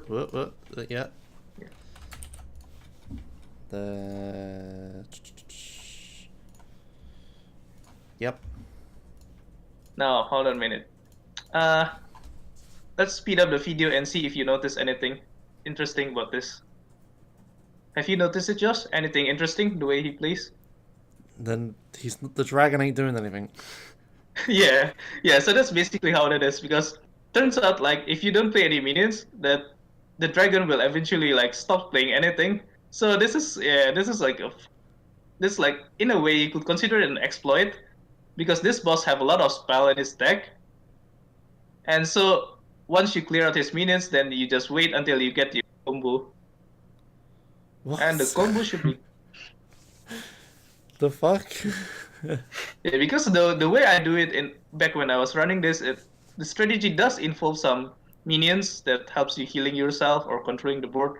But yeah, turns out if you didn't really play any minions, then eventually he starts stopping to play, and it makes it much faster. I mean, he actually still have a death in this run, in this boss, and yeah, here's the combo. Oh yeah. Hey. It was really hard to see when it was sped up like that, but yeah, he just like did 80 damage against someone that had like 50 health. Jesus. I wonder why that is. So you think his hand is just full of spells he can't play? Yeah, spell's hand, which is like kind of useless to play, because a spell that like destroy a minion or deal damage to a minion. I mean, why would you play that, right? Yeah. So yeah, his hand is filled with all the spells, and all right, all you need to do is just keep skipping it until. Yeah, he just holds it until you play a minion, and you never do. Yeah. Okay. Yeah, that's a funny way to exploit the behavior of AI, and yeah, I guess the next boss, Omnotron, this boss, so like every few turns he will play this. He will summon a robot that have a double H effect, and one of these robots that came out in like turn 4, or maybe turn 4, I think. Yeah, it reduces the cost of spells by 3 mana for each players, and yeah, that's how you abuse it. Hold on a minute, this haven't appeared. Wait one more turn, and you'll see what happens. So your spells got reduced by 3 mana, and that allows you to do some really funny stuff, especially with the minion called Gajitsan Auctioneer that allows you to draw a card every time you play a spell. And so now all your spells cost 0 mana, and you could draw your entire deck. And this allows you to kill him straight away the next turn, because you have a lot of spells that deals a lot of damage. Tsubaki also uses like a druid. He uses a similar strategy, but he uses Jade Druid that allows you to summon a bunch of strong minions straight away. And so now, yeah, you're going to see here. Actually not yet, I still need to draw more cards at this point. And yep, I got it, and I just play a bunch of spells that deals a lot of damage. That's how it is. And you can kill him very quickly. Yeah, Malagos when your spells cost 0 mana with an auctioneer on board. Yeah. Pretty good. And yeah, because you could summon the Malagos early with the Ancestral Call. Yeah. Oh, now the next boss is also a boss that is known to be very hard by most players. Because this boss, there's a gimmick in this boss in which that every time a player summons a minion, his stats got switched, which means that minions work differently in this fight. So such as this minion that has 0 attack, it will die instantly, and this minion summons a 4/4 minion. That's why it's very useful. But again, this boss is known to be really hard, because his minions have a permanent buff of 2 attack and 2 health, which means he could put a large board straight away without spending a lot of mana. And other than that, I'm not sure if you will really understand the strategy of this if you don't play Hearthstone itself. But again, he have this card called Secrets, and of course I use a card that could steal a secret. It's kind of hard to explain what a secret is for those who didn't really play Hearthstone. But yeah, if you want a highlight, I could show you like I could show what Tsubaki did. He uses a different kind of deck that kind of abuses the stat switching mechanic. So I use a priest, and I think this strategy there's a lot of room for optimization, but again, it's not something that I could really explain here without going into detail of the Hearthstone mechanics, unfortunately. But yeah, he uses a different deck, and I think you could actually maybe skip like a few minutes. I think. There you go. Like, Nope. skip it until after he played his Finja. Oh, after the Finja, okay. Yeah. Yeah, Finja's on board.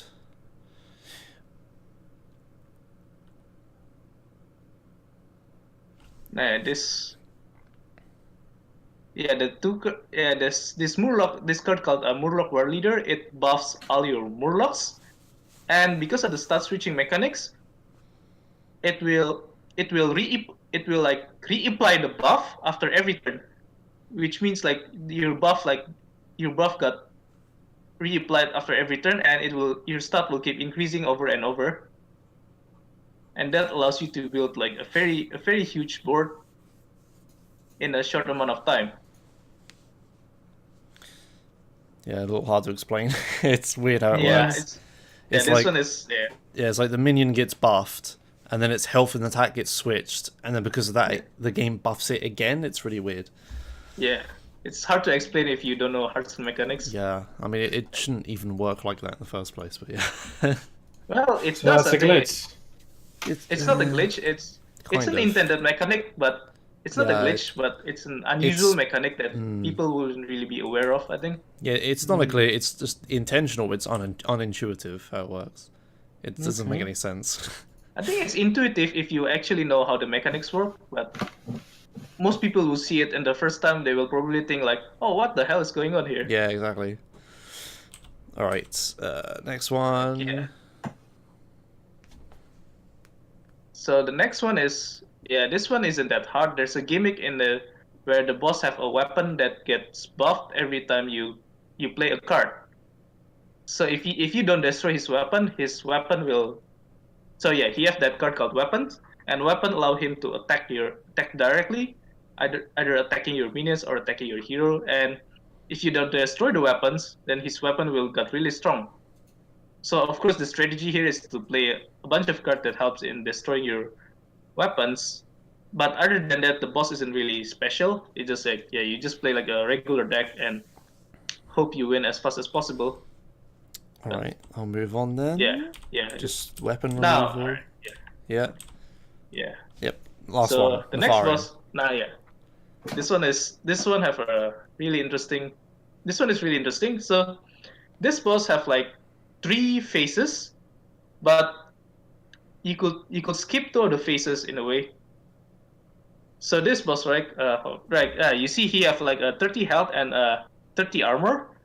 When you remove his armor, he will transform into a different hero, and you have to destroy the hero quickly, because if you don't destroy it quickly enough, you will die. Your hero will keep getting damaged. And after you destroy the second hero, the Nefarian will came back, and you have to kill him. Nefarian will came back, he will destroy all your minions, and then you have to kill him again. And because you destroyed all your minions, you will have to like redo everything from start, and the fight will be really slow. But there's a way to skip it here. People may think it's a glitch, but I don't think it's a glitch. So before his armor is destroyed, right? If you manage to deal, so he have 30 health and 30 armor. If you left him with only like 1 armor, and then you deal 31 damage straight away, his health will turn into 0, and he will die instantly. It will skip the second phase. Nice. And of course, the game will be much faster. And so this is the speedrun strat of this. So the speedrun strat of this revolves around this card called Scaled Nightmare. Scaled Nightmare is a minion that will double its damage on every turn. So you will have you wait like I think about 4 turns. It starts at 2 attack, and you'll wait like 4 or 5 turns until it gets buffed into 32 damage. and yeah, you need to wait a few turns here. So again, so doing a lot of damage at once isn't something really new, but before before a certain expansion came out called Whisper of the Old Gods, the way you do this is like really inconsistent. You have to use the defense spirit, a combo of 2 cards called defense spirit and inner fire. And I don't think I want to go into detail with that, but that combo also requires you to have a minion on the board with who already have a very huge health. And of course, priest also, and of course, the class that I use, paladin, is really strong in dealing with the minions of this boss, because this boss have like a lot of 2 health minions, and priests have and this boss and paladin have a lot of tools to deal with 2 minions with 2 health. Well, if you look at Tsubaki's run too, he uses a different strategy. He used the combo priest, which I showed in the Nefarious fight earlier. I could show you the link, but other than that, the game goes in a similar way. Like, you kind of stall the board, you can stall the game until you get the combo, the one turn the combo that allows you to kill the boss in 1 turn. Yeah, that's how it is. So, do you want to show it, or? Yeah, you can show it. Yeah. All right. You got the link? Or did you link it even? Yeah. Oh, you did. Again, Sorry, my bad. Right. And again, I'm not sure if people who don't play Hearthstone will understand what's going on for this fight, because it's kind of complicated, I guess. Oh, I see. Okay, he does the 80 damage thing with like 4 Velens. Yeah. Yeah. Yeah. Okay, that's a different strategy for that. I've seen him use. Didn't he use that strategy earlier as well? Different. Yeah, boss. yeah, he did. He used it quite a lot of times in this run actually. So yeah, there are alternative strategies that you can try out for different bosses. So all right, let's move on the next adventure, the Leagues of Explorer. That one also have some like quite a lot of variety of strategies. All right. That's also possible with new cards. Right. Yeah, League of Explorers was the most unique adventure, right? It had the bosses are the most different, right? Or am I just making that up? I guess it kind of is. Alright, Zinar. Here you go. Nope, if it plays, it'd be useful. So this boss, alright, so this boss, I guess, the gimmick of this boss is that he gives you a spell every turn that allows you to do this mechanic called Discover, where discover that you will be given like a choice of 3 cards and you could pick one of them. And so because it's a 0 mana spell, the strategy in this revolves around cards that get stronger every time you play a spell. Yeah, such as this Violet Teacher that will summon a 1/1 minion every time you play a spell.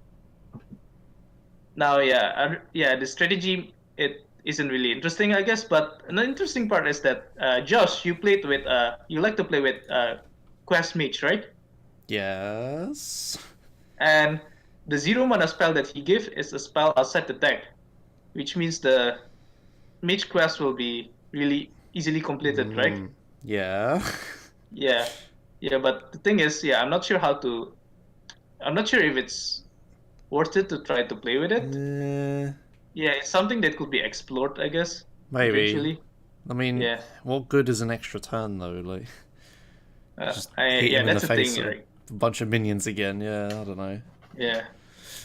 All right, we'll move on. But that would be a really easy one to do the quest mage in. So quest. I haven't really explained what the quest card is, but it's kind of complicated, I guess. Now this. Yeah, it's never used in speedruns. It's fine.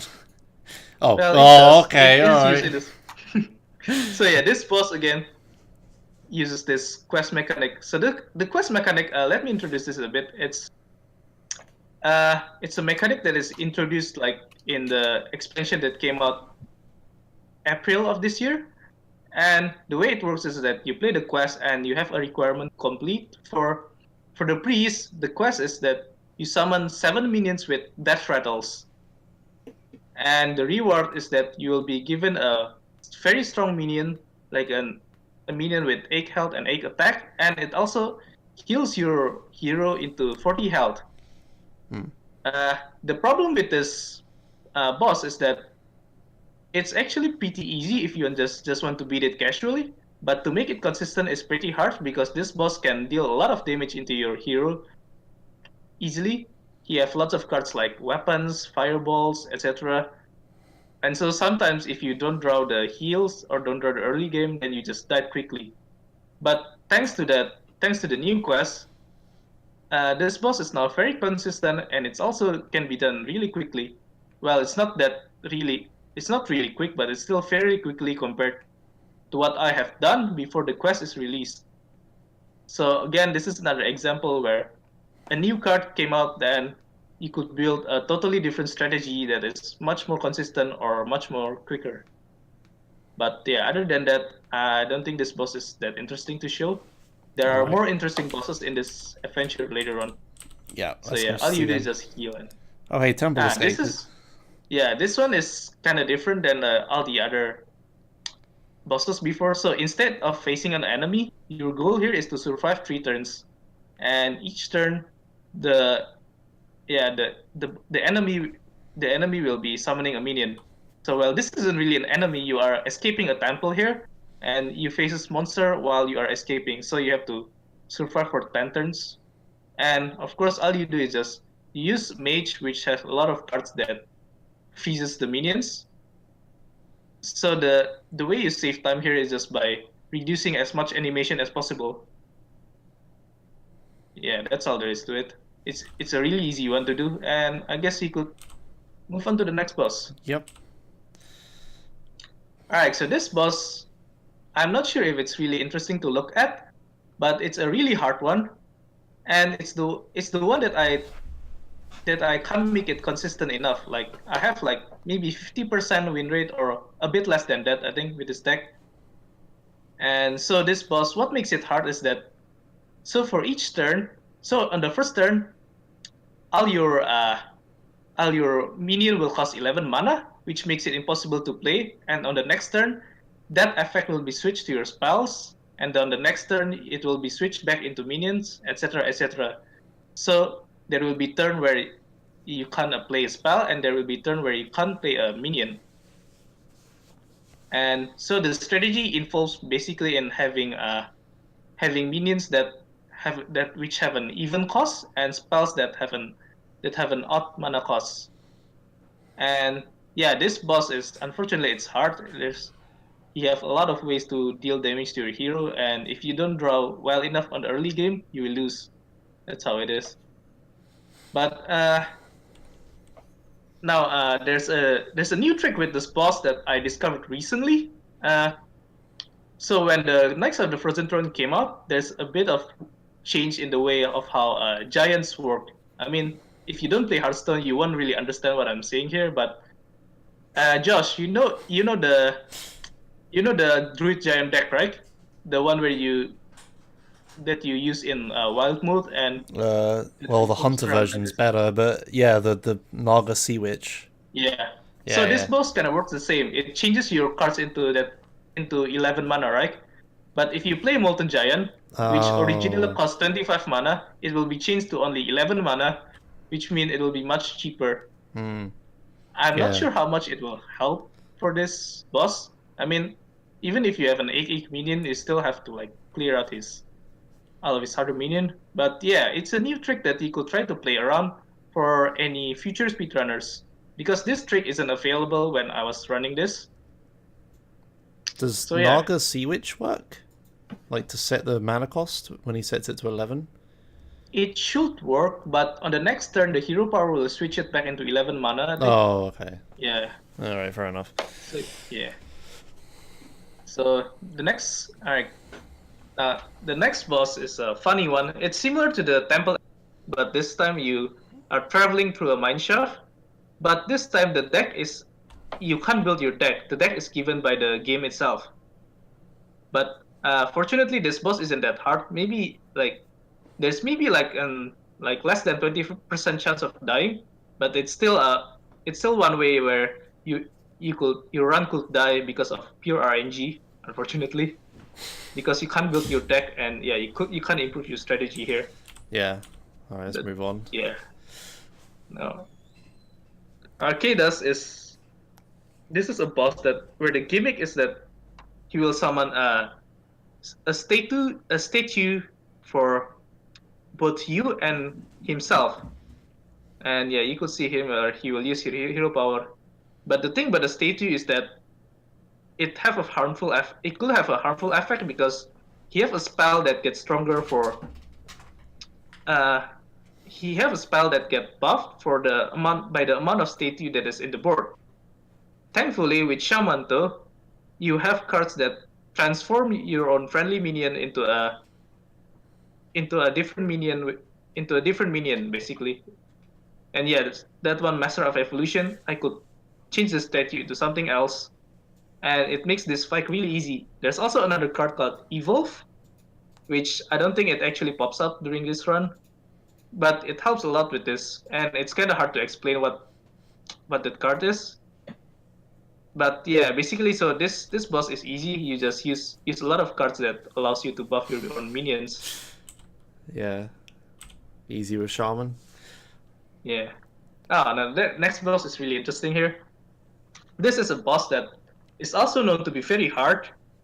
There is no obvious solution into this boss because so for each turn he will summon a mini. So on the first turn he will summon a 1/1 a minion with 1 attack and 1 health. On the next turn he will summon a 2 minion with 2 attack and 2 health, and so on and so on. So his minions got buffed every turn, and because he could do it forever, which means that you can't really stop his minions. He will keep spawning minions over and over, and you can't really use. So like if you look at the Blackrock Mountain boss, right? I use a lot of breeze as a way to control the board, but it doesn't really work in this boss because he have unlimited threats. So what I do here is a different kind of strategy called Mill Rogue. So you use this class called Rogue, and the strategy is based on drawing as much card and using this minion, the blue fish minion called Cult Like Oracle. Yeah, that minion will draw 2 cards for both players, and my strategy involves in making sure that I draw a lot of cards so that he will run out of cards in his deck. And when you run out of cards, you will deal. It will deal every time he will draw a card. It will deal damage to himself instead because he doesn't have any more card left. So the main way of killing this boss is by drawing. Okay, yeah, my explanation is kind of convoluted, I guess. You draw as many cards though, as possible to make him run out of cards, yeah. Yeah, that's how it is. I just draw as much card as possible. Yeah. As many cards, and what seems really funny to me is this is like Jade Druid, except the columns are silenceable. You could actually silence him. Yeah, like why weren't Jade Druids like that? Why weren't the Jades Jade Druid like is that? actually stronger than this. Yeah, what the hell? They added like a class of a type of card for people to use that's stronger than this boss. It's ridiculous. What the fuck? Okay, but yeah, you just bill him out. Yeah, this takes ages, right? This must be fucking. Yeah, I think you could speed up the video, I guess. No, there you go. That's the main way of killing. Yeah, so his decks run out. If you look here, there's like no cards left, so he takes a shit ton of damage and dies. Cool. All right. Giant Fin, how do you beat him? Giant Fin is kind of similar to Ran Blackhand, the one where I showed there he could summon. So. Right, the Giant Fin is a boss where he could summon a bunch of fish at once, because the Murloc cards here, the fish cards, are cheap cards, and he draw a lot of cards every turn. So yeah, he could summon like here all those fish. But the thing with Paladin is that you have a lot of ways to control the board, and so this strategy, there's also one. The benefit of using Paladin is that you have that card called Anyfin, which summons a bunch of Murlocs that have died throughout the game. And because this boss uses Murloc, which means that you don't need to put any Murlocs in your deck for for anything to work. There's also another minion that is very strong in this deck called Volcanic Drake. Josh, do you remember what Volcanic Drake is? How many No, minions okay, I mean, died that turn? yeah, and because this minion is it's a minion that you never see anyone uses, and it also came out before this adventure, but it's actually very useful in this boss and I'm surprised like no online guides have tried to use that card, because you kill a lot of minions every turn, and that Volcanic Drake often costs 0 mana, although you don't really see it in this run. Yeah, so that's basically how it is. So the gimmick of this fight is just you summon a bunch of minions and you use a deck that could kill a lot of minions at once, while at the same time you could use cards that summon a bunch of minions at once. Alright, I'll speed this up, it's way too long. Yeah. Fucking Murlocs. Okay, yeah, there you go. Yeah, I guess you just speed up the video, I guess. Yeah, you got him with, where is it? Where'd you play anything? Anything. Yeah, here you do. So you play anything, and you get like a crap ton of Murlocs. Yeah, there you go. Although you get like, I'm surprised you don't just get mostly shitty Murlocs. It still works though. I mean, it's still a huge board presence. Yeah. And if you got that one war leader, it's really strong. Yeah, I mean, it's all about the war leader, right? If you get a single one, you'll be fine. The next boss is... Okay, this boss is kind of hard to explain, again, for those who didn't play Hearthstone. But again, so the Nashjar is... I think this is the boss that I find the most fun in playing.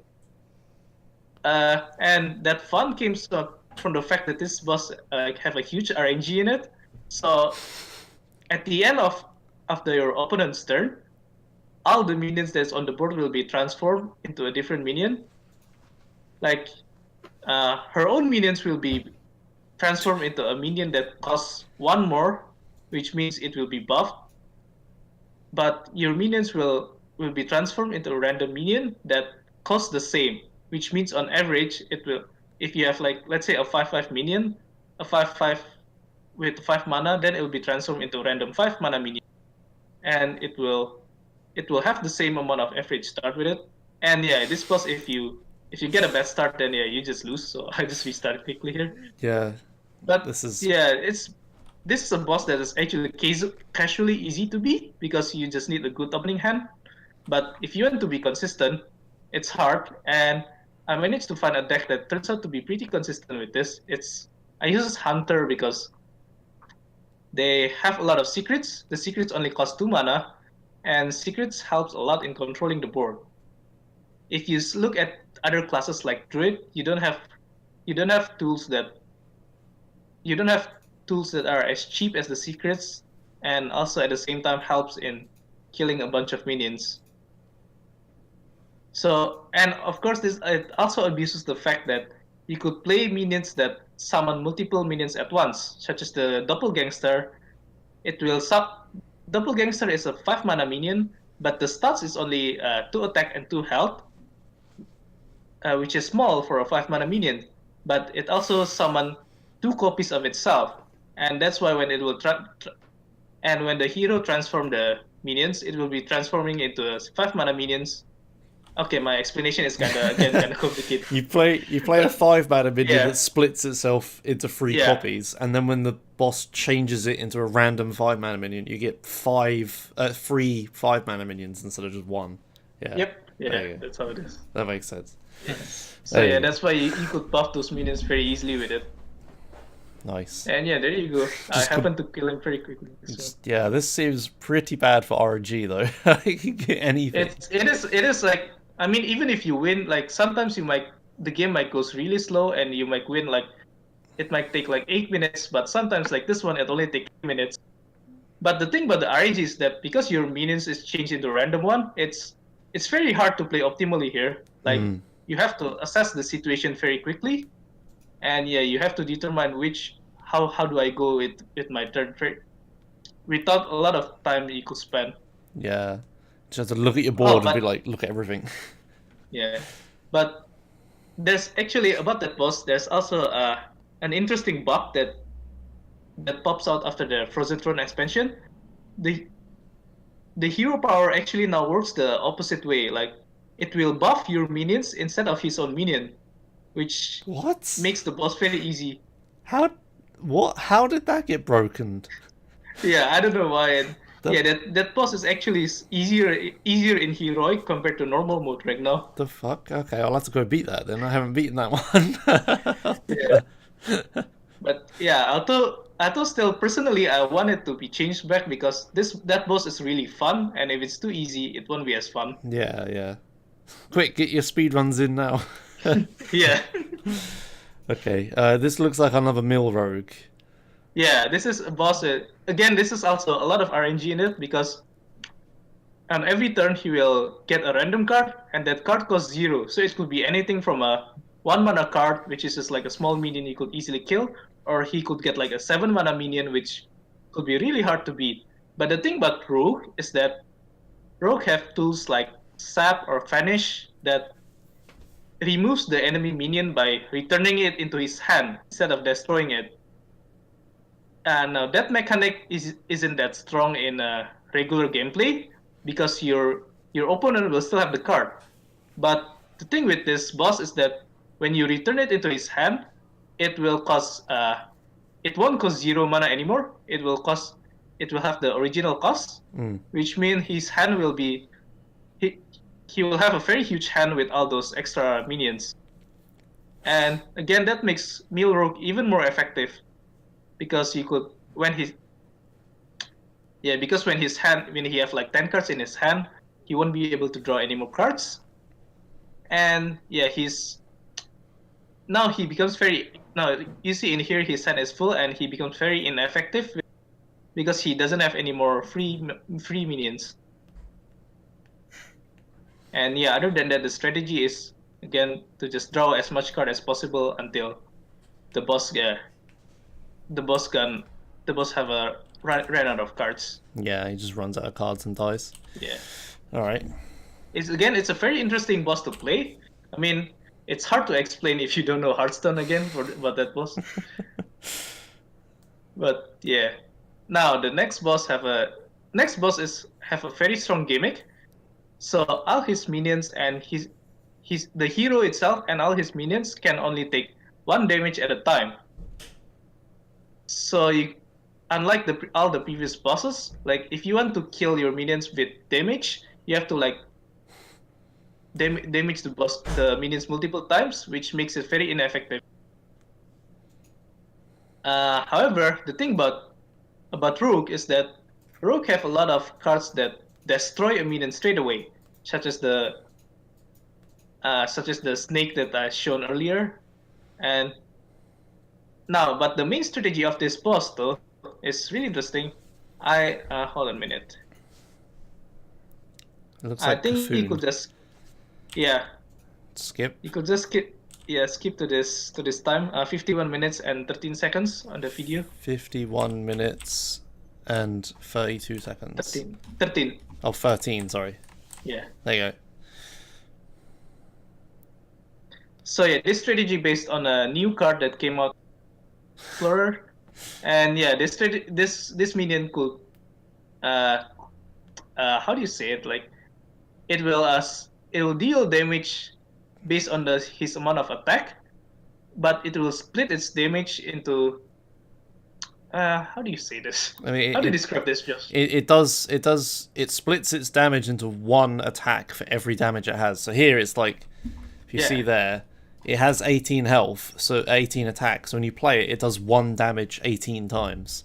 So even though the boss can only take 1 damage at a time, he's taking 1 damage 18 times. Yeah. So it sort of works, yeah. Yeah, and it also helps by the fact that Rogue have the Blade of Cthulhu. So the thing about the Cthulhu minion is that to buff his attack, you have a lot of different cards that could buff his attack. And there's only one card actually the main way that I use to buff his attack is through a card called Blade of Cthulhu. It's a card that you never see in regular gameplay, because it Wow. sucks in a regular I competitive mean, scene. I But, play Cthulhu Rogue, but you know, it's fine. Yeah. Just say it sucks. It's fine. but yeah, in this boss, it's very effective. All right. And anyway, Now, yeah. yeah, So this that's one, another example of how a newer card can really break change it. the strategy. Hmm. Yeah, because before this, like the way you can kill him is like really slow. Like you probably have to like Just make a very huge board and then attack him one by one. It's yeah, going to take like several minutes take longer. ages. All right. So I want to know how you Yeah. beat Rafarm. So this boss, Oh yeah, this it's boss is very pretty funny. good. Do There's you a have plot like? twist in this boss. Yeah, this boss is interesting. So at the start of the game, he takes your deck, and you get given a pre-made one. So I imagine you just make the worst deck possible and give it to him.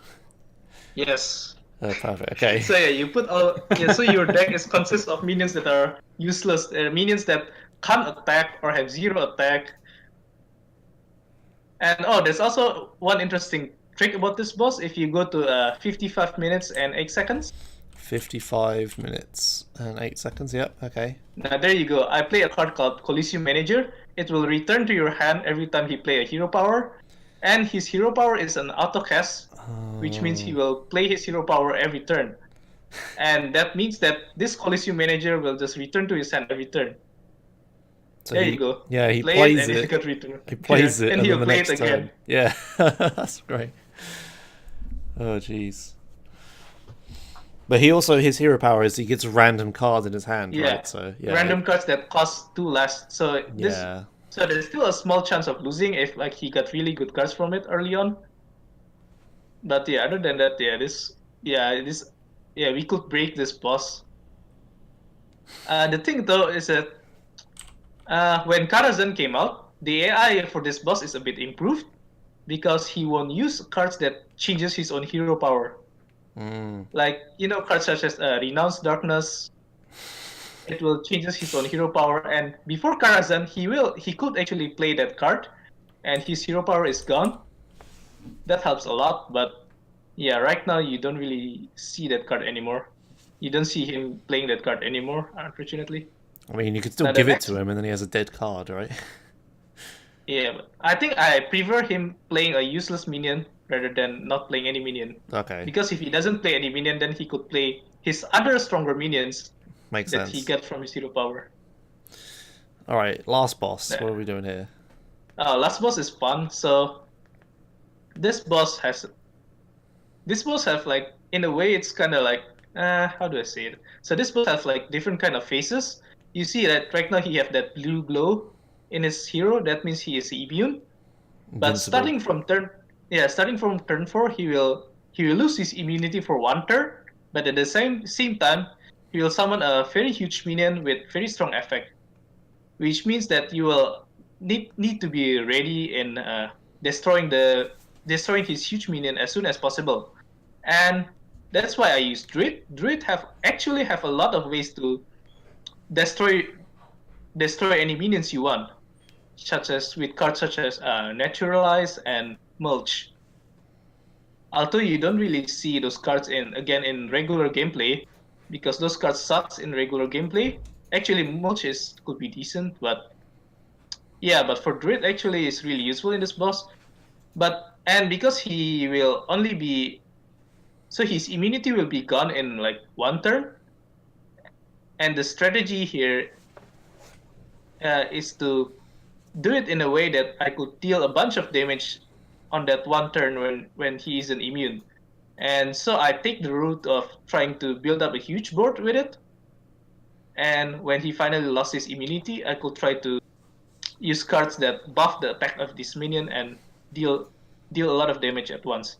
You could actually skip into 1 hour, 4 minutes, 39 seconds. Yeah, see it in action. There you go. Yeah. Whoa, suddenly he has a 2020. What?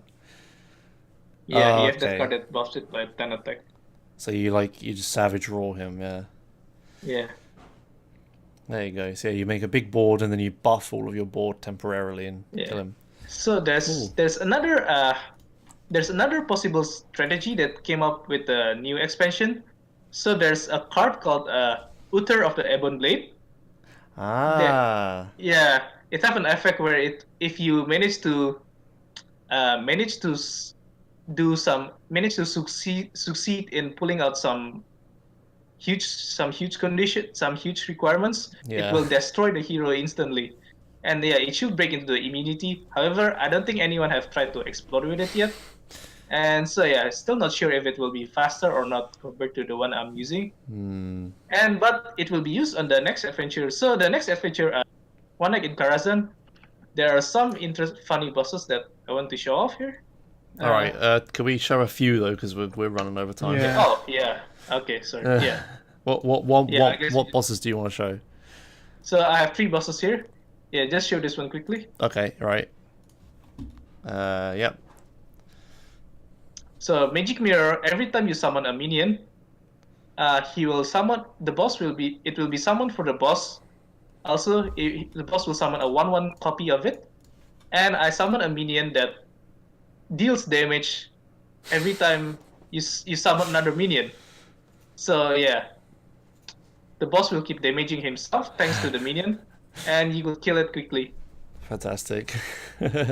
And another one is Ilhoof. Hold on a minute. This one. Right.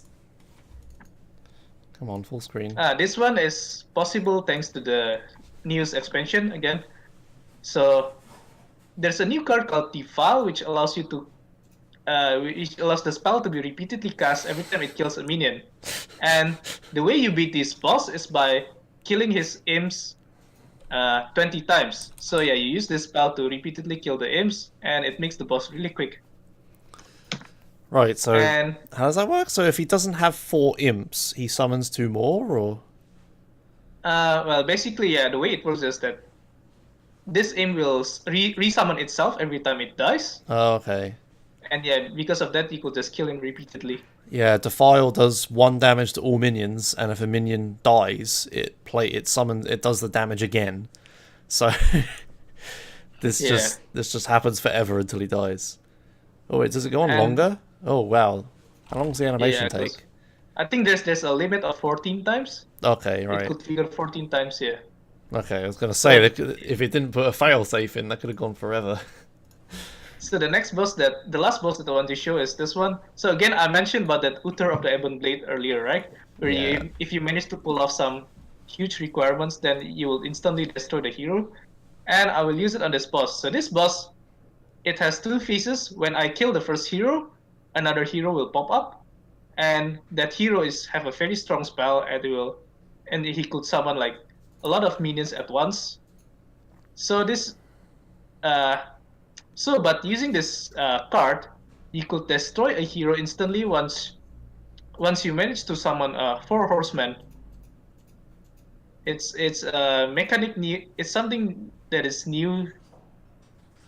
That came out after the news expansion, and yeah, you see here you have 4 horsemen. It will destroy the hero. Yeah, I won't really go into the details of what a hero card is because it's hard to explain again. Okay, but then doesn't Malchezaar wipe the board? He will wipe the board with the Twisting Nether after this turn. But because you already have 4 horsemen, it will just instantly it just kills them again. Yeah. Why? What? Why does it kill them again? That's weird. Okay. It's when you get those 4 horsemen on the board, they instantly kill the opponent. Yeah. But then, why does it kills the opponent dies, why does it have a check if the opponent gets revived and it kills them again? That's really weird. Okay. I mean the requirement is that as long as you have the horseman, it will destroy the hero, right? So it still fulfill the requirement after another hero came up. I guess that's weird. Okay, whatever. Anyway, yeah. Okay. Yeah. Cool. So you actually managed to use a hero card. No, that's ridiculous. Well, it was Tsubaki who did it, but yeah. Oh, okay, yeah. All right, awesome. Well, that was a whole lot of Hearthstone. I'm not sure how. I'm not sure if anyone who doesn't play Hearthstone will actually understand what's going on. But I think I understood most of it. It Okay. seems to be the gist is that the bosses each have like some gimmick to them, Yeah. and you have to make a Yeah. deck that like Counters also the has gimmick. a gimmick. Yeah, that has a Yeah. gimmick to it that counters their gimmick. As you explain it, if you like say, oh, each boss has this gimmick, so I pick cards that do this and this, I could follow that perfectly. The problem is if I watch it, it's just the cards to me. So without the Yeah. explanation, it makes no sense. But as you were saying these things, I was able to follow most of it. Okay. Like not Okay. all of it, of course, but like 95% of it. So Yeah, I know. well done. Oh, nice to know. All right. Yeah, it's So, an yeah, interesting that's- speed run because it is all about the routing, but the routing is like the deck building. Yeah. But It's weird.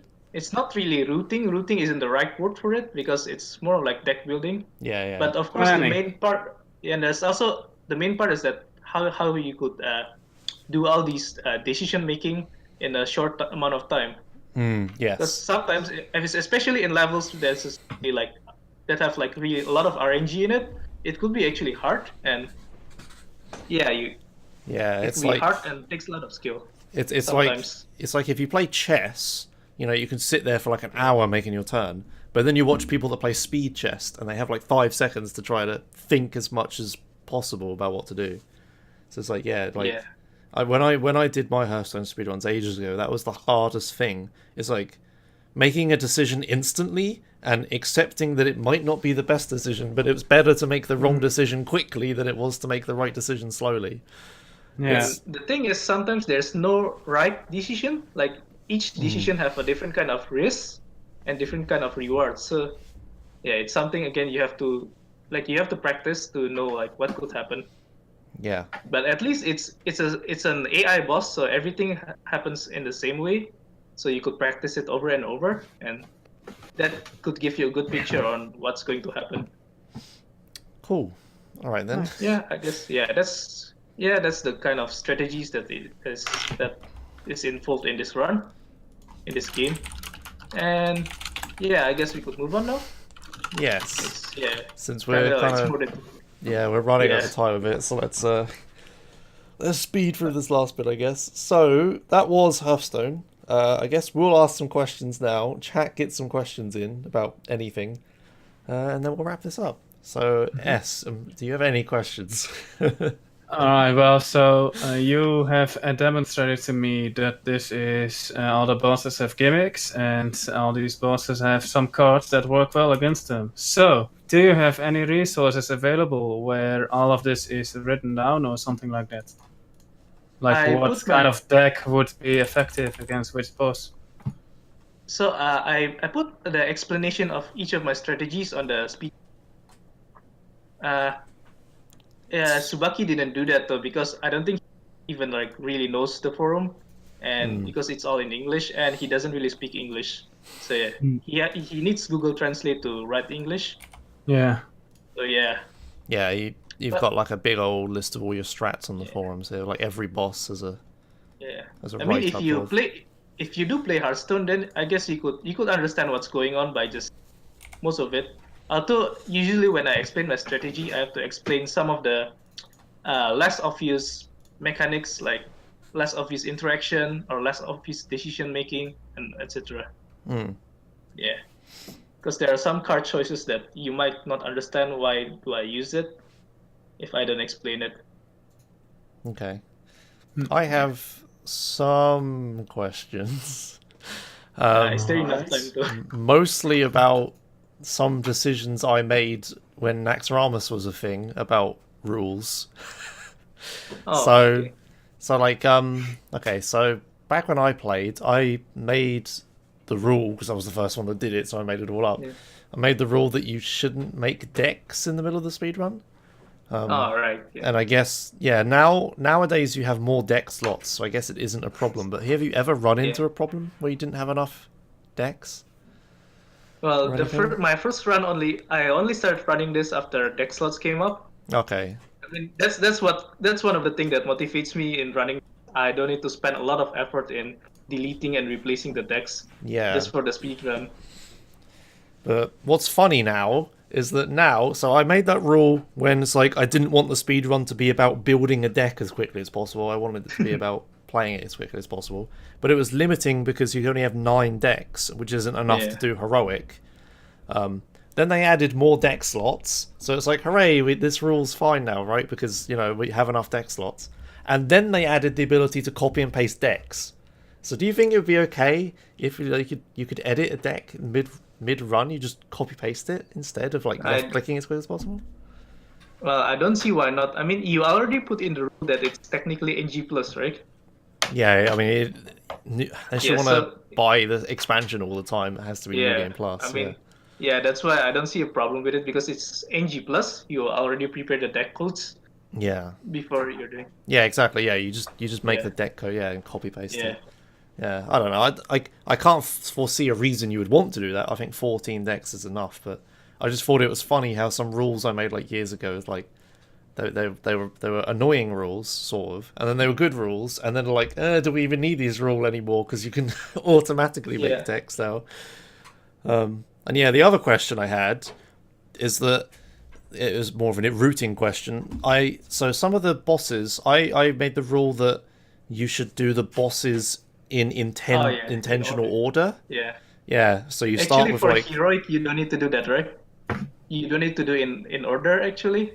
Well, for heroic. So the reason I said you do the bosses in the order you unlock them was to try and keep it as close to any % as possible. But I guess because we're doing New Game Plus, you could say you could do the bosses in any order.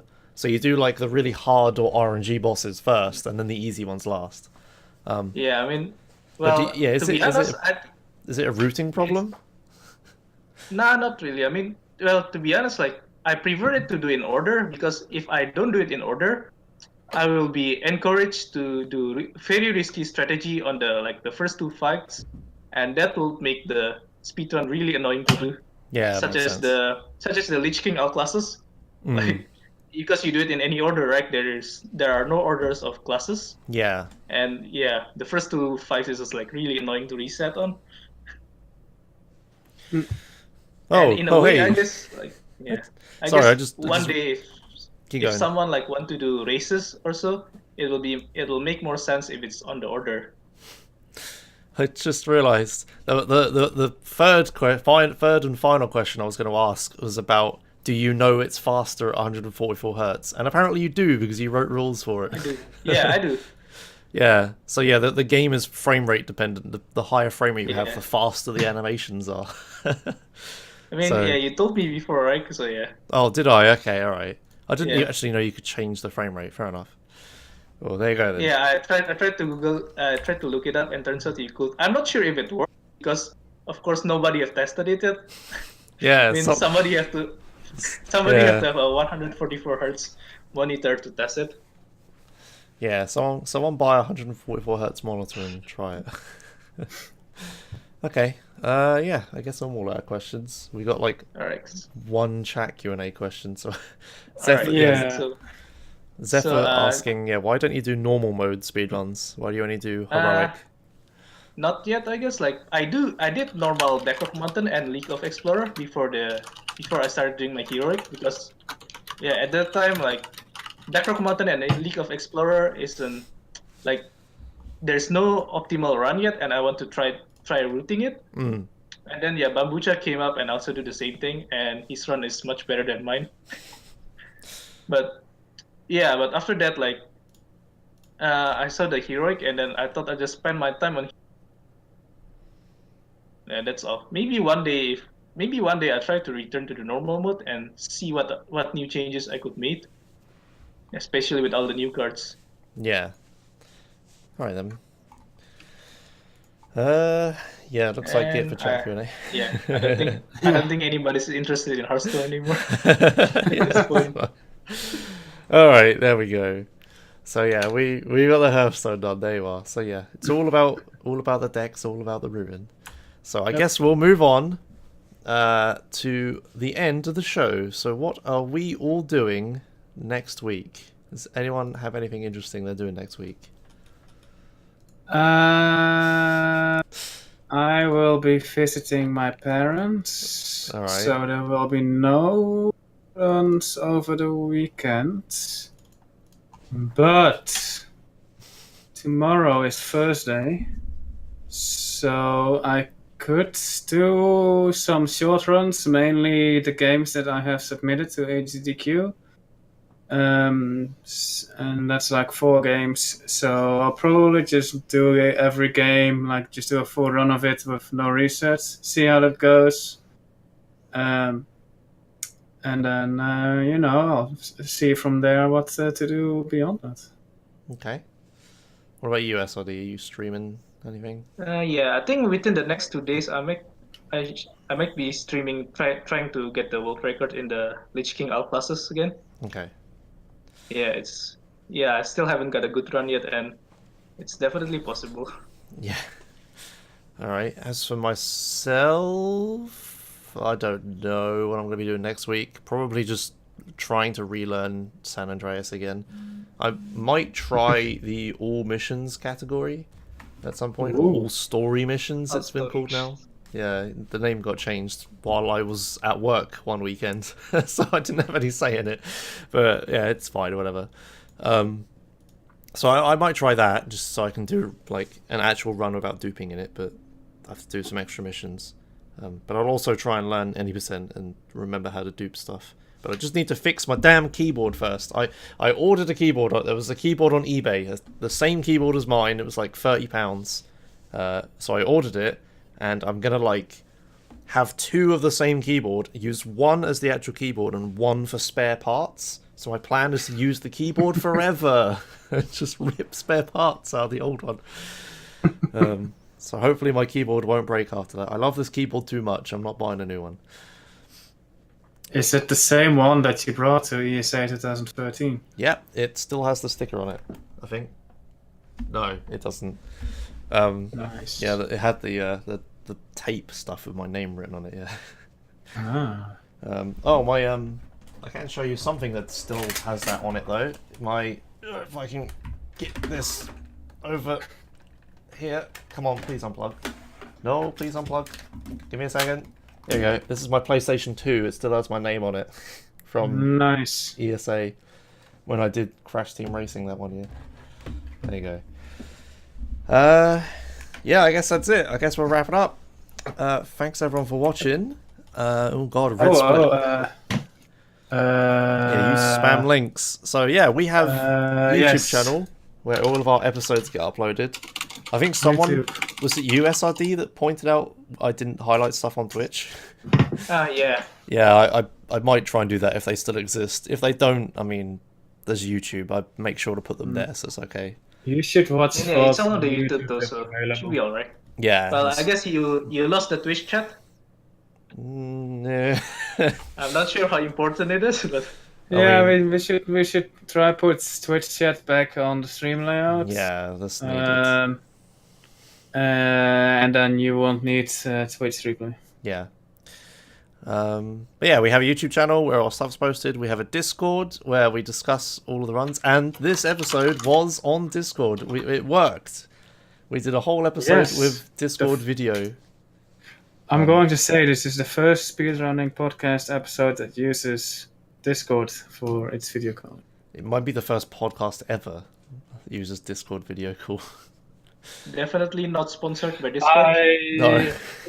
It's been like a week since proper podcasting layout and like a few months. I'm sure there has been some shitty podcasts that just roll with the tiny squares for cameras. Maybe, but yeah, it was nice not to use Skype because, yeah. Now I can finally uninstall it. Yes, exactly. I will as well, and I won't get like when I'm in the podcast. Sometimes I'd get a little pop up from like account that's been hijacked, sending me a link that I definitely don't want to click on the entire time. It's like in the middle of the call, Skype would notify me like, "Hey, Josh is calling you." Right. You also have ads. You also have ads on Skype. So yeah, the ads, Jesus. Yeah. Okay. Yeah. Anyway, the Discord server is where we organize the events, and you can let us know about records and things you find. We also have our world record submission form where you can submit stuff. So if you see any record in the next week, send it to us with that, with a description, and we'll read it. And yeah, I guess we find a raid target, and that's us. That's us for the week. Do you know a raid target, SRD? Hold on a minute, Mike. I haven't actually turned on my Twitch yet. Wait a minute. Redlove is streaming LCS, right? Yeah, that's what I was about to say as well. Alright. Yeah. Okay, then we'll go watch Right. Redloff doing Liberty City Stories 100%. He sure loves those PSP games. They are pretty good. So yeah, go watch Redloff. What should we raid with? Some Hearthstone meme. 4 mana 7/7 or 4 mana something? yeah, I was just about to say that. Right, 4 mana 7/7. Okay, we'll go there, raid with 4 mana 7/7. Oh, you linked to the beta Twitch, Oh, Josh. fuck. Okay, I'll fix it. My bad. Don't click that link. Whatever you do, don't click that link. Click that one instead. There you go. But yeah, we're done. Thanks a lot for watching, and we'll see you next week. Goodbye. Bye-bye. Have a good day, night, morning. Where's the button? Oh, God. Oh, there it is. Got it. Wait, what? Okay, good.